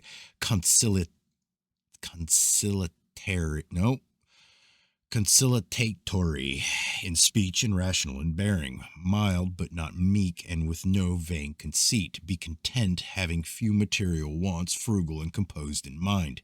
Be discreet, neither insolent nor avaricious. Avaricious. I think that's the word. Do no mean thing, for this is not the way of a knightly man. Never act deceitfully or scorn another unjustly. Be free from sloth and spread goodwill to all. Many will merely read these things, which will go in one ear and out the other. There is no virtue in just reading them. They have to be lived by to be of value. Wisdom can be given to men, but this of itself does not make them wise. Wisdom is like a handful of seeds plucked from the seed bag. There is no value in them unless they be sown, nurtured, and reaped. Be ever mindful of what is done. Know the body as it deals with the outside. A man thinks to himself, this body I wear as a garment is what I make of it. He does not neglect the body and is always aware of its existence and activities. This awareness is called mindfulness. Through bodily contemplation, a state of mindfulness is reached. The mindful man is ever conscious of every action and its its consequences. He knows what he does, whether standing still or engaged in some activity. Whatever the body does, he is aware of it and he has it under control. He knows his body to be filled with a variety of contents. He regards it as a peddler's bag. Examine the body daily in contemplation and thus develop mindfulness. Contemplate the body made of earthly elements in solitude and know that which contemplates is the spirit. Think of the body as if dead. What enlivens it? What is life? Be mindful of all your feelings. If experiencing something unpleasant, be mindful that it is so. Be mindful of all the activity about you, of the sighting of the wind, of the song of birds, the rustle of grass, and the whispers of leaves. Know the difference between that which is generated by the body and that which is generated by the spirit. Abide in the mindfulness of feelings. Teach the body to know itself more fully and to comprehend more of its surroundings. When a man is mindful of what flows from the body and what flows from the spirit, then he knows he is body and soul. Be mindful of what is good and what is bad. Thoughts become confused when undirected. So, like horses, they must be kept in hand through the restrictions of bridle and reins. There are lofty thoughts and base thoughts, thoughts which arise through the prompting of the body, urges, and thoughts which arise through the purifying prompting of love. The wise man dwells in mindfulness of all things, not overlooking the urges towards indolence, ill will, resentment, worry, and wavering indecision. Be mindful of ideas and ideals. Be mindful of the full working of the eyes, the nose, the mouth, the ears, and the skin. The true way is the overcoming of self and the mastery over earthly conditions. For as a man changes himself, so does he change his condition. Man must be able to say, this is of me, and this is not of me. This is me, or this is not me. He must divide himself into two mindfulness, knowing what is of the earth and what is of the spirit. He must travel the great path, conscious of his twin self. He should observe others, whether or not they have the quality of mindfulness. He must be self-possessed by his own spirit. The self-possessed man acts with composure, is mindful and self-aware. The man of turmoil is he who goes abroad with senses unguarded. Without mindfulness, he is unsteady and unstable in thought. The godly life is one which attracts friendship, which is the appreciated revelation of beauty. It is the search for beauty in all things. The holy prophet in his austere, dank, dark cell is not truly holy. The long-faced preacher is not truly holy. The godly life is associated with beauty. Whenever a man reaches out after the beauty found in purity of spirit, he is uplifted. It is by not understanding the true nature of godliness that men have become entangled like fowls in a net. They are like leather covered with mildew, like logs encased with moss.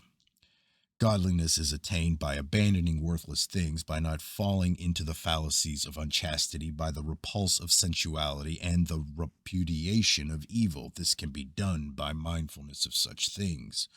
When a master takes an apprentice, he gives the first lesson. Come and be disciplined. Learn restraint and obligation. Learn right behavior. When the pupil is controlled, then he gets the second lesson. The master says, seeing things with the eye, do not be misled by their outward appearance. Be mindful as to what they do to you. See with your mind all that the eye sees, and so it is with all the senses. Be aware of everything, experience all things, but do not become immersed in anything. For man is shut off from the spirit by mindlessness. As he becomes more aware of the material things and happenings about him, so does he more and more become mindful of the spirit. He who says, I have no feeling of the spirit, is a man of small mindfulness. He is mindful of what is at his hand, but unmindful of what lies beyond. What lies beyond forms a veil through which he cannot see. How can a man mindfully only... How can a man mindful only of what holds his immediate attention be aware of the world beyond his narrow confines? Be like the spirit-filled earth, who accepts unto herself all the foulness which you cast out of your body and cleanses and purifies it. She is neither disgusted nor delighted, but transmutes it. Water accepts both foul and fair, for from its embrace both emerge together in goodness. The wind is not disgusted with the foul smells of the earth, but mixes them with the essences of earth life, so they are sources of fragrance. Practice kindness, compassion, poise, and decorum. Contemplate beauty and banish ugliness. Contemplate virtue and goodness and banish carnality. Contemplate the eternal and banish impertinence. For all things of earth must decay and pass away, and it is the destiny of every human being to embark on the dark adventure. Thus the master spoke, and he said, you must accept any intelligent person into the sheepfold, except all who are willing to follow the light of our way. I say this, not desiring to win followers or wishing to turn others from their ways if they walk in light. I seek only those who walk in darkness or seek a better light. For all journey towards the one light, but not seeing it in its perfection, they must travel by the reflection they see. Each sees a different reflection, and therefore men dispute among themselves as to the nature of the truth behind it all. Be not one who indulges in such futile foolishnesses. Never judge virtue by outward appearance, for then the evildoer as well as the saint may lay claim to it. An artful impostor may gain more admiration than is given to the zeal of a saint. Do not nourish the canker worms of malice, hatred, envy, and jealousy within your bosom. It is truly said that the heart of man is a labyrinth. Goodness is not merely a matter of right action, it includes bravely enduring and surmounting difficulties. The final test of character is when trouble comes in strength. Then the question is not so much whether a man does what is right as to whether he can stand up with integrity to do what life does to him. The anvil stands steady when the hammer falls. Manliness involves recovery from every moral failure. It involves the retention of honor. What honor is to man, chastity is to woman. Honor and manliness endow a man with inner strength. His slightest word, his very presence, bring peace and leaves others strengthened. No man or woman, no matter how humble, can be really good without the earth being better for it, without someone being helped and comforted by that goodness. Words such as these blow against the whirlwind of human nature, yet they are the stuff of the spirit. When the breaths of the multitude blow back the whirlwind, then has life fulfilled its purpose. Say not that the days of victory of good will be brought in with a griffin's egg. No man is free who does not control his own movements. No man is free who is not master of himself. Fear is the tribute the mind of man pays the guilt.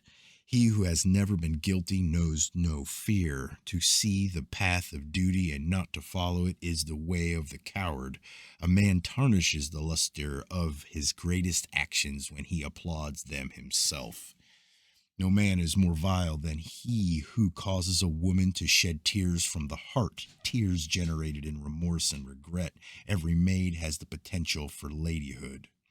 A lady never flaunts her estate, but ever remains modest and reserved. She covers her virtue with ladylike ways, for as a veil adds to beauty, so is chastity enhanced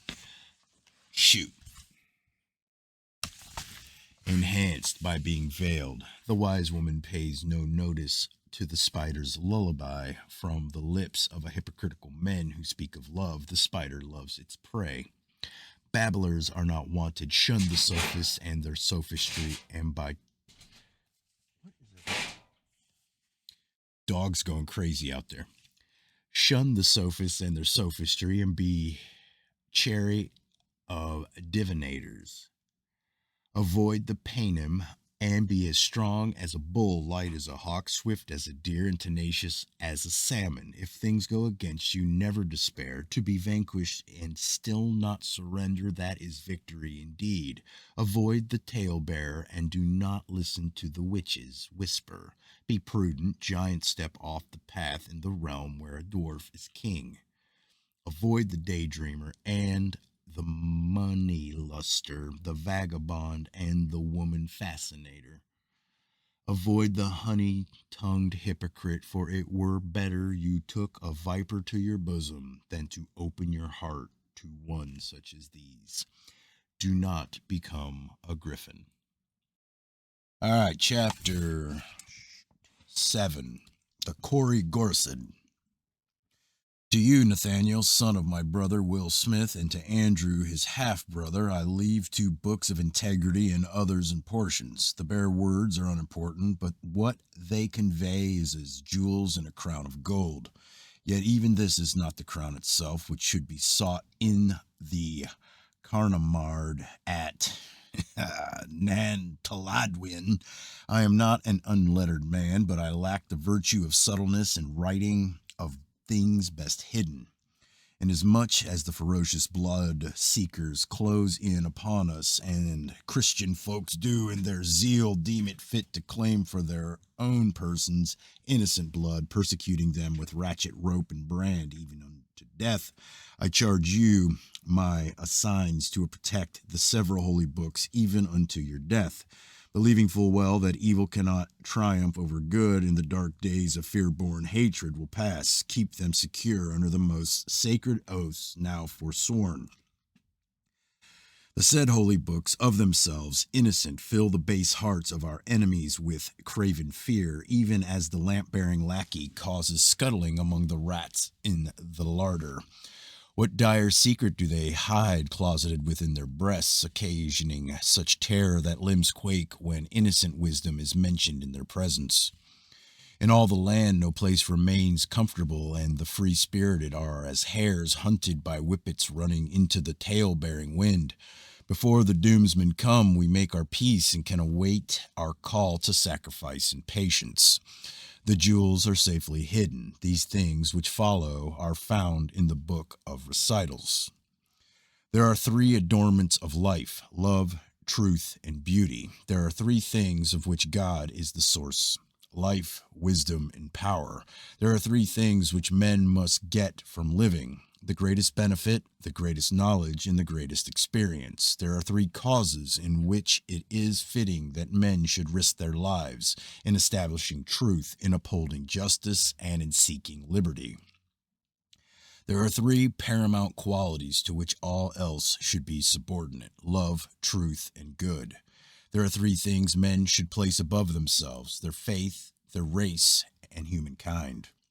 There are 3 things a man should value above his life and possessions: his family, his honor, and his reputation.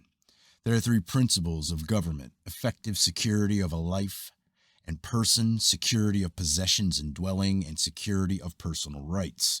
There are 3 things a government must hold inviolate: a man's family, his dignity, and his opinion. There are 3 things the government must provide: education, justice, and safety. There are 3 pillars of the state: the questing scholar, the diligent craftsman, and the incorruptible official. There are 3 unities: one God, one truth, and one creation. There are 3 things for which the earth exists: the development of souls, the fulfillment of the destiny of man, and the manifestation of life. There are 3 things man must give to life: beauty, stability, and harmony. There are 3 things women must give to life: love, goodness, and compassion. There are 3 things only God can do: constantly renew himself in the infinite circle of eternity, remain unchanging while impregnating every state of changeability, and encompass everything existing. There are 3 things required of men: the ability to change that which is changeable, to accept that which is unchangeable, and to know the difference. There are 3 virtues of maidenhood: prudence, modesty, and decorum. There are 3 virtues of wifehood: faithfulness, industriousness, and motherliness. There are 3 graces: faith, hope, and love. There are 3 things to know about God: he must be sought for, he cannot be given anything by man which increases his greatness, and he dwells within his own law. There are 3 rights of man: freedom to move, to enjoy privacy, and to speak his mind. There are 3 things God requires of man: effort, courage, and reverence for the sacred. There are 3 duties of woman: to reproduce the race, inspire mankind, and beautify life. There are three duties of man: to protect the race, strive for progress, and elevate humankind. There are three things which distort the soul: malice, deceit, and sensuality. There are three rules which govern a man's relationship with others: what he requires in another, what he forbids in another, and what he regards with indifference as being entirely the concern of another. There are three things which shatter a man's life: an unfaithful wife, invasion by foreigners, and a crippling disease. There are three principles of greatness: obedience to the law, concern for the welfare of the community, and the ability to suffer with fortitude all the blows of fate. There are three states of being: that of God in the great circle, that of spirit in the outer circle, and that of matter in the inner circle. There are three duties of parenthood: to protect, to cherish, and to educate the child. There are three duties of a child towards its parents: obedience, respect, and loyalty. There are three qualities of a husband: consideration, protectiveness, and care. There are three essentials of manhood: courage, fortitude, and honor. There are three qualities of womanhood: loyalty, decency, and gentleness. There are three jewels of womanhood: modesty, decorum, and circumspection. There are three prime qualities of the real man: the ability to maintain self control, the ability to remain calm under stress and provocation, and the ability to not stand too rigidly upon his rights. There are three things in men that other men hate: saying one thing with the mouth while holding something quite different in the heart, withholding evidence in favor of another to the detriment of another, and spreading scandal and gossip. There are three things that hold the state in cohesion: effective protection for everyone and their property, just punishment when due, and a proper blend of punishment and mercy. There are three obligations of men in war: to kill and not be killed, to destroy the enemy and his possessions, and to survive the onslaught. There are three types of persons who cannot bear arms: a bondsman, a boy under 15, and a public idiot. There are three kinds of stone for which removal is death: a council stone, a session stone, and a guide stone. There are three things the punishment for which shall be greater than a simple death: killing a kinsman, killing a child or virgin, and killing an idiot. There are three things for which the trumpet sounds three times: the counting of heads and numbering of families, the horns of harvest and the horns of war.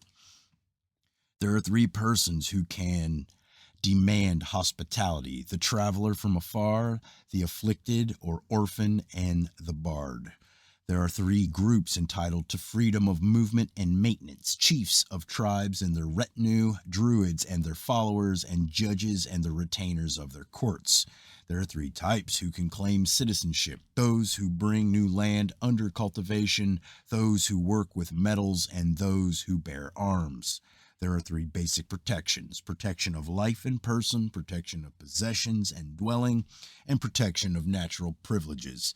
There are three types of persons who forfeit life: one who betrays his country, race, or kindred, one who kills another through viciousness, lust, or gain, and one who injures a child for life. There are three things which are indivisible and unchangeable: the supreme being, truth, and reality. There is one God, one truth, and one reality. There are three necessities of man: change, suffering, and choice. There are three tests to determine a free man: he has equal rights with every other man, he has no more obligation to the government than it has to him, and he has freedom to come and go. There are three things essential to united nationhood: the same language, same rights for all, and the same race. There are three things which are private, untouchable, and sacred to every man: his wife, his children, and his tools of trade. There are three persons in the family exempt from menial or heavy work: the small child, the aged man or woman, and the sick and afflicted.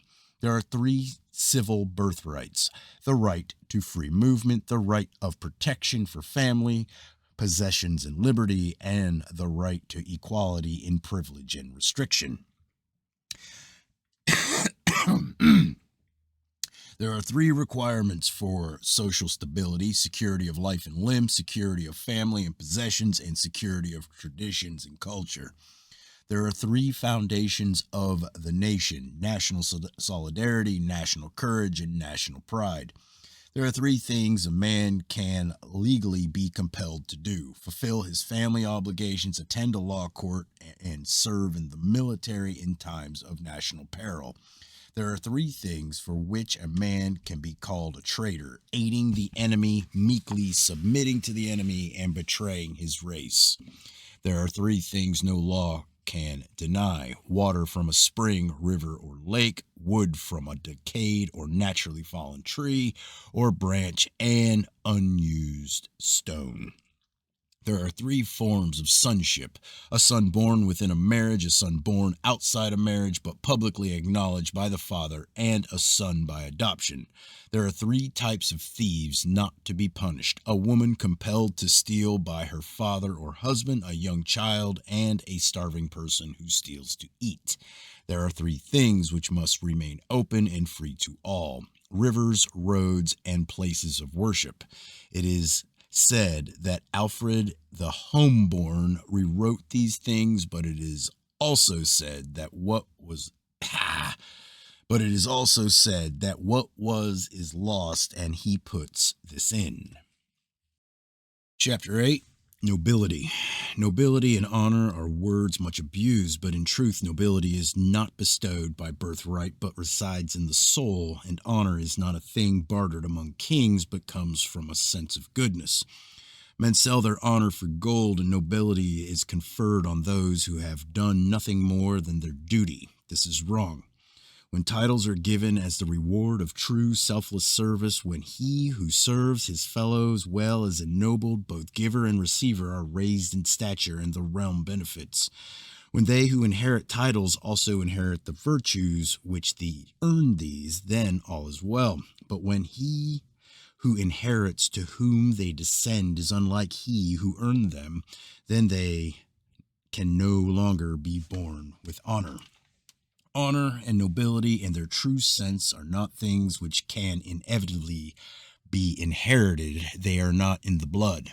The man who, being without merit himself, appeals to the actions of his ancestors for his justification is like a thief claiming justification in possession.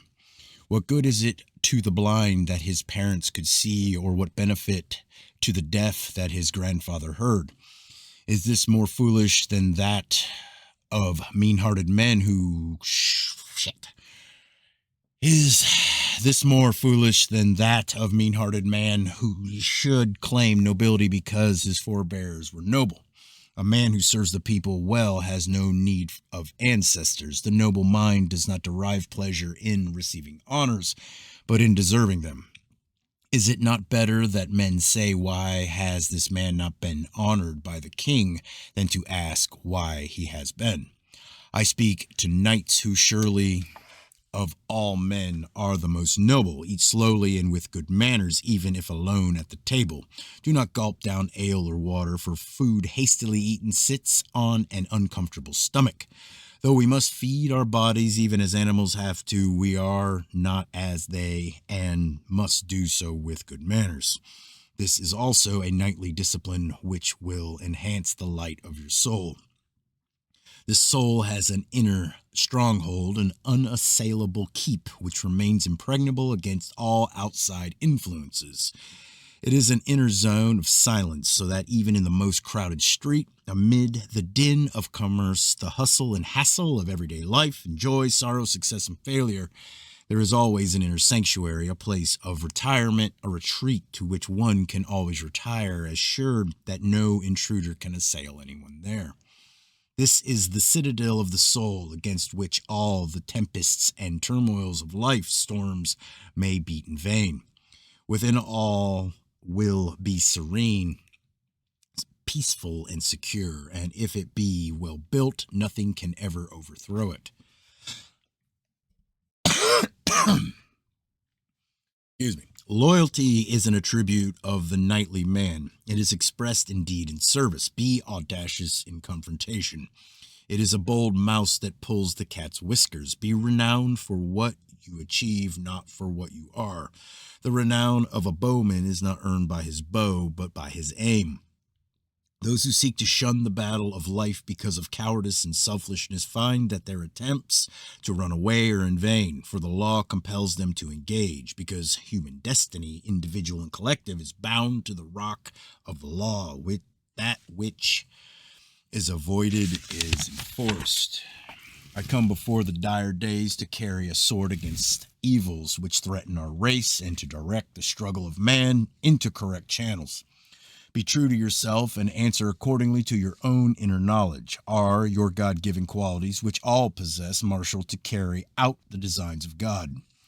The rallying call has sounded, and it echoes in every responsive heart. Arm yourself for the fray with the God-given powers within. Align them to fight on the side of good. The call has gone out, and the inner forces of every real man are required to rally to the cause of humankind. If everyone in the world would rally their own special forces within and throw these into the battle on the side of good, the earth would overflow with goodness. Men and women are apathetic. Instead of taking up the sword against evil, they stand aside like menials. So evil grows, and the main cause of the present sorry state of the people is man's lack of fighting spirit. In war, it is the cause that counts, and it is not enough to resist evil. It must be attacked. When you have conquered the weakness within yourself and assumed full control, you are a true knight, ready to go out and fight. The trumpet is sounded, and the rallying cries rings out. So do not seek the place of protection. Do not hesitate in this dramatic hour. Say not that these things foreshadow things in days far ahead, or that they are residue from the past. Cease all disagreement among yourselves. Unite as comrades in arms. There will, of course, be arguments and differences, but be men enough not to let them divide you. We are in our present sorry state because of past disunity and disobedience to the law. Do not allow the knights of right to be disarmed and fight against the realm of darkness. It is a manifesting thing that kingdoms divided against themselves are destroyed by more united forces. Yet is not the kingdom of God divided against itself. Truth and faith are the handmaidens of love. They bring confidence, and how can a man stand steadfast unless he has confidence? For in confidence is strength. The qualities of knighthood are such that those who have them can look the world in the eye. They have no furtive deeds to hide within, where they eat away at a knight's integrity. Praise no day until nightfall, no wife until she is buried, no sword until blooded, no maid until married, and no ale until drunk. Never be a talebearer, for this is despicable in a man. Persons who, within themselves, are really enemies often come garbed as friends, and among these are the following: he who takes little care to hide his intentions to rob or violate, and does it brazen-faced. He who gives a little with the intention of getting much back in return. He who puts on a friendly front out of fear, and he who acts friendly to serve his own ends. The man with the well-greased mobile tongue can be distinguished in this manner. He is inclined to talk much about himself and his past accomplishments, or he will fill your ears with boasts about his future deeds. He assails your ears with empty words and with the sweet draught of flattery. Walk warily, for these are false-fronted friends, and when their friendship is put to the test, it falls apart like rotten wood. When called upon for assistance in a time of need, they plead their own misfortunes and handicaps as excuses for standing aside. The smooth-tongued hypocrite glosses over the misdeeds of others. He excuses unworthiness and sings your praises before your face in your hearing, but reviles you behind your back. Avoid all such as these, for their friendship is worthless. The other to avoid is the wastrel. He will be a pleasant companion in the drinking parlors. He will be your amenable companion in the places of pleasure where there is gaiety and laughter. He will be a charming companion at feasts and festivals. He will be quick to suggest gambling and dissipation and all things that lead to sloth. Here are the earmarks of a true-hearted friend. He will help you when help is really needed and requires real sacrifice on his part. He remains unchanged amidst the fluctuations of fortune. He is the one who is not afraid to tell you what is for your own good. He is the one who declares his friendship and loyalty in the company of those who condemn you. True friends are few and are treasures indeed. A true friend watches over you when you falter on the way. He keeps a watchful eye on your property and interests when you are indisposed. He is your refuge in times when you are in fear and your consolation in distress. He is your reassurance in doubt. He never deserts you in need. A true friend tells you his secrets and never under any circumstances reveals yours. He never forsakes you in times of trouble and would sacrifice almost anything for you. In earthly armies, rules and commands must be obeyed. There is no other way to conduct a campaign. It is so in the army of good. Each and every man can rise by his own efforts and perseverance. Be as ready to take orders as to give them, for no man has the qualities of leadership who cannot also obey. All soldiers in the holy army must be well disciplined. How otherwise can the battle be won? If we falter in this, the infidel and heretic will prevail and the long, weary journey be abortive. Be ever loyal to your comrades placed in authority. Trust them and change only when, by direct and personal contact and knowledge, you find them false and wanting. True friendship is the greatest of all gifts. In the courts and castles of the land, women, as part from ladies because of their physical weakness, have been made to appear of lesser importance. But a true knight, while honoring ladyhood, treats all women with respect and chivalry. It is chivalry which distinguishes our times from all others. A true knight is decorous at all times and circumspect in the presence of womenfolk, for he honors the delicacy of their ways. Always, however, womanliness is required to respond to and foster the chivalry in men. A mannish-mannered woman is the declared enemy of chivalry. A knight embodies the criteria for manhood. He concentrates on the mannish things and mannish ways. He does not meddle in the affairs of womankind. A true lady is a rare and lovely jewel. What the word lady means is hard to find, but one meaning is that a lady is a woman in whose private presence a man acts with decorum and reserve. He shields her from crudity and lewdness. A knight understands the economy of life. It is too easy to long for a certain conclusion, perhaps that the suffering of a loved one will end. However, it may be the case where only endurance and fortitude will heal and benefit the spirit. Pain purifies and strengthens, and sometimes it is better to suffer than to sleep. True knighthood demands not only nobility of spirit, but also nobility in attire and manners. It is an attitude towards others. The duties of man to man are almost as important as those of man to God, where the obligations entail the stewardship of God's earthly estate. Man chooses as he will, and it is entirely up to him whether or not he does a thing. Of what benefit is a high position to a man who uses the power he has over the lives of others only for purposes of boasting his own arrogance and false pride? Who uses it only for his own pleasure and not to serve others? God has given man shepherds to guide him and indicate the path, but these shepherds cannot of themselves alone gain such leadership and guidance unless inspired by the Spirit of God. Man must be guided according to his spiritual needs and not according to his worldly needs.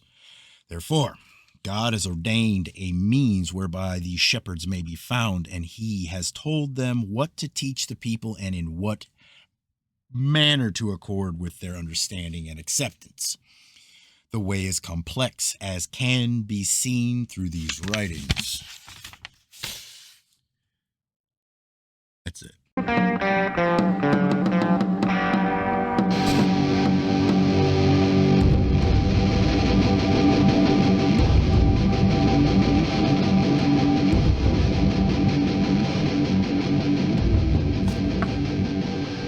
Chapter 9.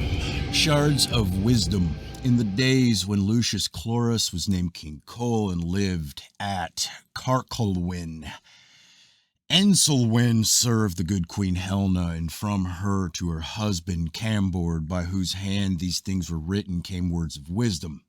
That is that which is old and that which is new, but old and new are one in the eye of time. Therefore, that which is first might be that which was written last, for now among the pieces none knows which should be the where.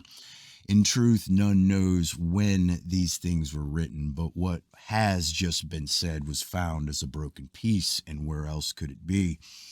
Of the Druids is it said that Par Cerwdwyn, the cauldron of higher love, represented to them the womb, and that the fire with which it was associated was the life force. It is said that the representation was in more than one form, but what this means none now knows. To become a druid required immersion in a bath with a decoction from the cauldron. After immersion for a prescribed time, the residue from the bath infused with the man's evil was poured into a pit. His spirit was thus cleansed and renewed, but henceforth any wrongdoing would have a twofold effect. A band of troubadours, being people who held some secret of life, came to Britain in the days when England was Saxonized. They had a secret book said to explain all the mysteries of life, but the book itself explained little. Yet they who followed the secret book became the wisest among men. Written words, when read without thought, are valueless, and this is how most men read. Troubadours have a secret place in the Ogmosean hills. Emrys said the people are entitled to the consideration and care of the rulers who direct their days. Men are entitled to the peace of the plow unless their lands and families are under threat. No man who is a man slumbers under threat, and the reward of the warrior is tranquility in old age. The foolish man who sacrifices his peace of mind and happiness to seek wealth is like a man who sells his home to buy furniture. If there is anything more powerful than fate, it is the courage that bears whatever fate decrees unshaken. The dispensations of life favor the courageous man. Within the wilder world, responsible procreation and selectivity play a spiritualizing role, while on another level they preserve the diverse, radical, and cultural heritage. Racial pride is a positive quality which has nothing to do with racial prejudice. Pride without prejudice should be the watchword. Thus it is written, they who inherit and inhabit the kingdom in which irresponsible procreation is condoned prepare for themselves the path of degeneration. They do not hold human sexuality sacred, enshrining it in the family and placing it in the guardianship of women. They do not honor the mistresses of the house as the vigilant guardian of their racial heritage. The worship of ancestors sprang naturally from the pride and reverence in which people held their forebears. It is indicated their gratitude and understanding for the sacrifices the ancestors made in being selective and responsible. When the selection of when the selection of a marriage mate can be left to the sense of responsibility in the couple primarily concerned, then civilization has taken a big step forward. But who is wise enough to determine when the wisdom is present and expressed? Where are those prepared to uphold responsible breeding habits? As found within, these are the accomplishments of a lady. She should learn the following: cutting, sewing, and making of garments, the arraying of garments and the adornment of the body, the toilet of the hair, and the art of hair braiding, the art of motherhood, housewifery, and cooking, the preservation of fruits, meats, and herbs, the growing of flowers and herbs, the stringing of necklaces and the making of ornaments, the making of pottery and the preparation of perfumes and ointments, singing, if she have a sweet voice and melodious speech, writing and drawing with paints, the art of archery with the little bow and small swordsmanship, the knowledge of jewels, the making of lace and knitting of wool and weaving, the use of herbs and simples and small leechcraft. Her teacher in the ways of life should be her mother's sister, should she be married, or a sister who is married, or a female friend of her mother who is of long standing and in good grace with her mother, or a female tutor or female nurse who is attached to the family. Concerning women, there are pretty maids and maids, both of these categories being virgin, unmarried matrons, wives, widows, cast out women, women of no repute, and harlots. A woman living as a married but not actually married is not invalid, nor is an unmarried matron. Those may be sought for pleasure. An unmarried matron, having been enjoyed by others, is available for a man's pleasure. These women are not to be touched in lust. A maid woman, a woman with running sores, a woman with a child and a wife. No child shall be touched in lust. A man shall not display his nakedness before his daughter, nor a mother before her son. After the days of Emrys, it was written, never give up. Where there is a will, there is a way. While there is life, there is hope. Never leave your friend in the lurch, but support him with might and main. Do not be half-hearted or run with the hare or chase with the hounds. Those are things said in our days. These are the qualities and attributes of trees, as revealed by the ancient lore of our fathers, the usage whereof is known to the wise. The providing apple, the winsome cherry, the sulphuric ivy, and the comforting elderberry, the holy oak, the sorrowful willow, the compassionate ash, the protective yew, the happy birch, the companionable holly, the lively hawthorn, the mystic hazel, the sedate pine, the wishing-granting sallow, the healing heather, the age-consoling alder, the youth-giving waywithy, the generous broom, the healthful firs, the spirit-strengthening beech, the soothing windrake, the laughing aspen, the gentle juniper, the reliable wayfaring beam, the cunning hornbeam, the flighty gadberry, the ominous dogwood, the jumping buckthorn, the light-hearted maple, the dire slathorn, the angry par beam, the willful cartabush, the haunted banbeam, the frightened witchbeam. Those who are those who are at one with the trees understand the nature of the life within them and make much of these such things. There is a mystery here to be worked by those with understanding, but to others it will be meaningless. These are the useful herbs to be found in the field, forest, and wayside in the days gone by. Wolfbane, which guards against wolves and dogs. Borrowed, which grows only near the dead. Harwort, witchweed, tinkerbells, wayweed, skullcap, feather flowers, which cure the stone, blackberry, sundew, deadly dick, celadine, which cure the piles, windweed, moonflower, which works a spell, witch head, called black spear, asperoot, druid balm, which brings sleep, witchbane, which is put above the door, hawflowers, ellenberry, wimberry, dradsweet, elphis, fairy fern, which whispers, quicken bush, sour seed, which purges, bardberry for the lovers, amaranth, it never fades, windflower, ghoul flower, wegrig, bloater bud, which heals all wounds, levin shade, lagan leaf, huckamill, rillweed, boonberry, hathersweed, which women use, islip, fuller swart, withenweed, which makes blue dye, canweed, which quiets the heart, mayslip, coda creeper, solanus sewald, which cures men of madness, mothman, which only grow on cliffs, arcasine, doffblotter, which cures stomach sickness, malbrig, maysbell, which heals the stomach, barmode, which soothes burns, cellarweed, which gives visions, taneweed, which heals the skin, cane cope, which makes a brew, cowslip, waybrood, satyrion, which overcomes impotency, dwale, corncockles, which men call tares, dockumdick, which gives men virility and only grows under the shriver tree. These things serve well, but some are lost to the knowledge of men. Herb beer made of yarrow and river sweet soothes the spirits of men. Red clover cures the small cancer, if the suffering one be a man of self-control. The herb called mothane is drunk with milk at childbirth.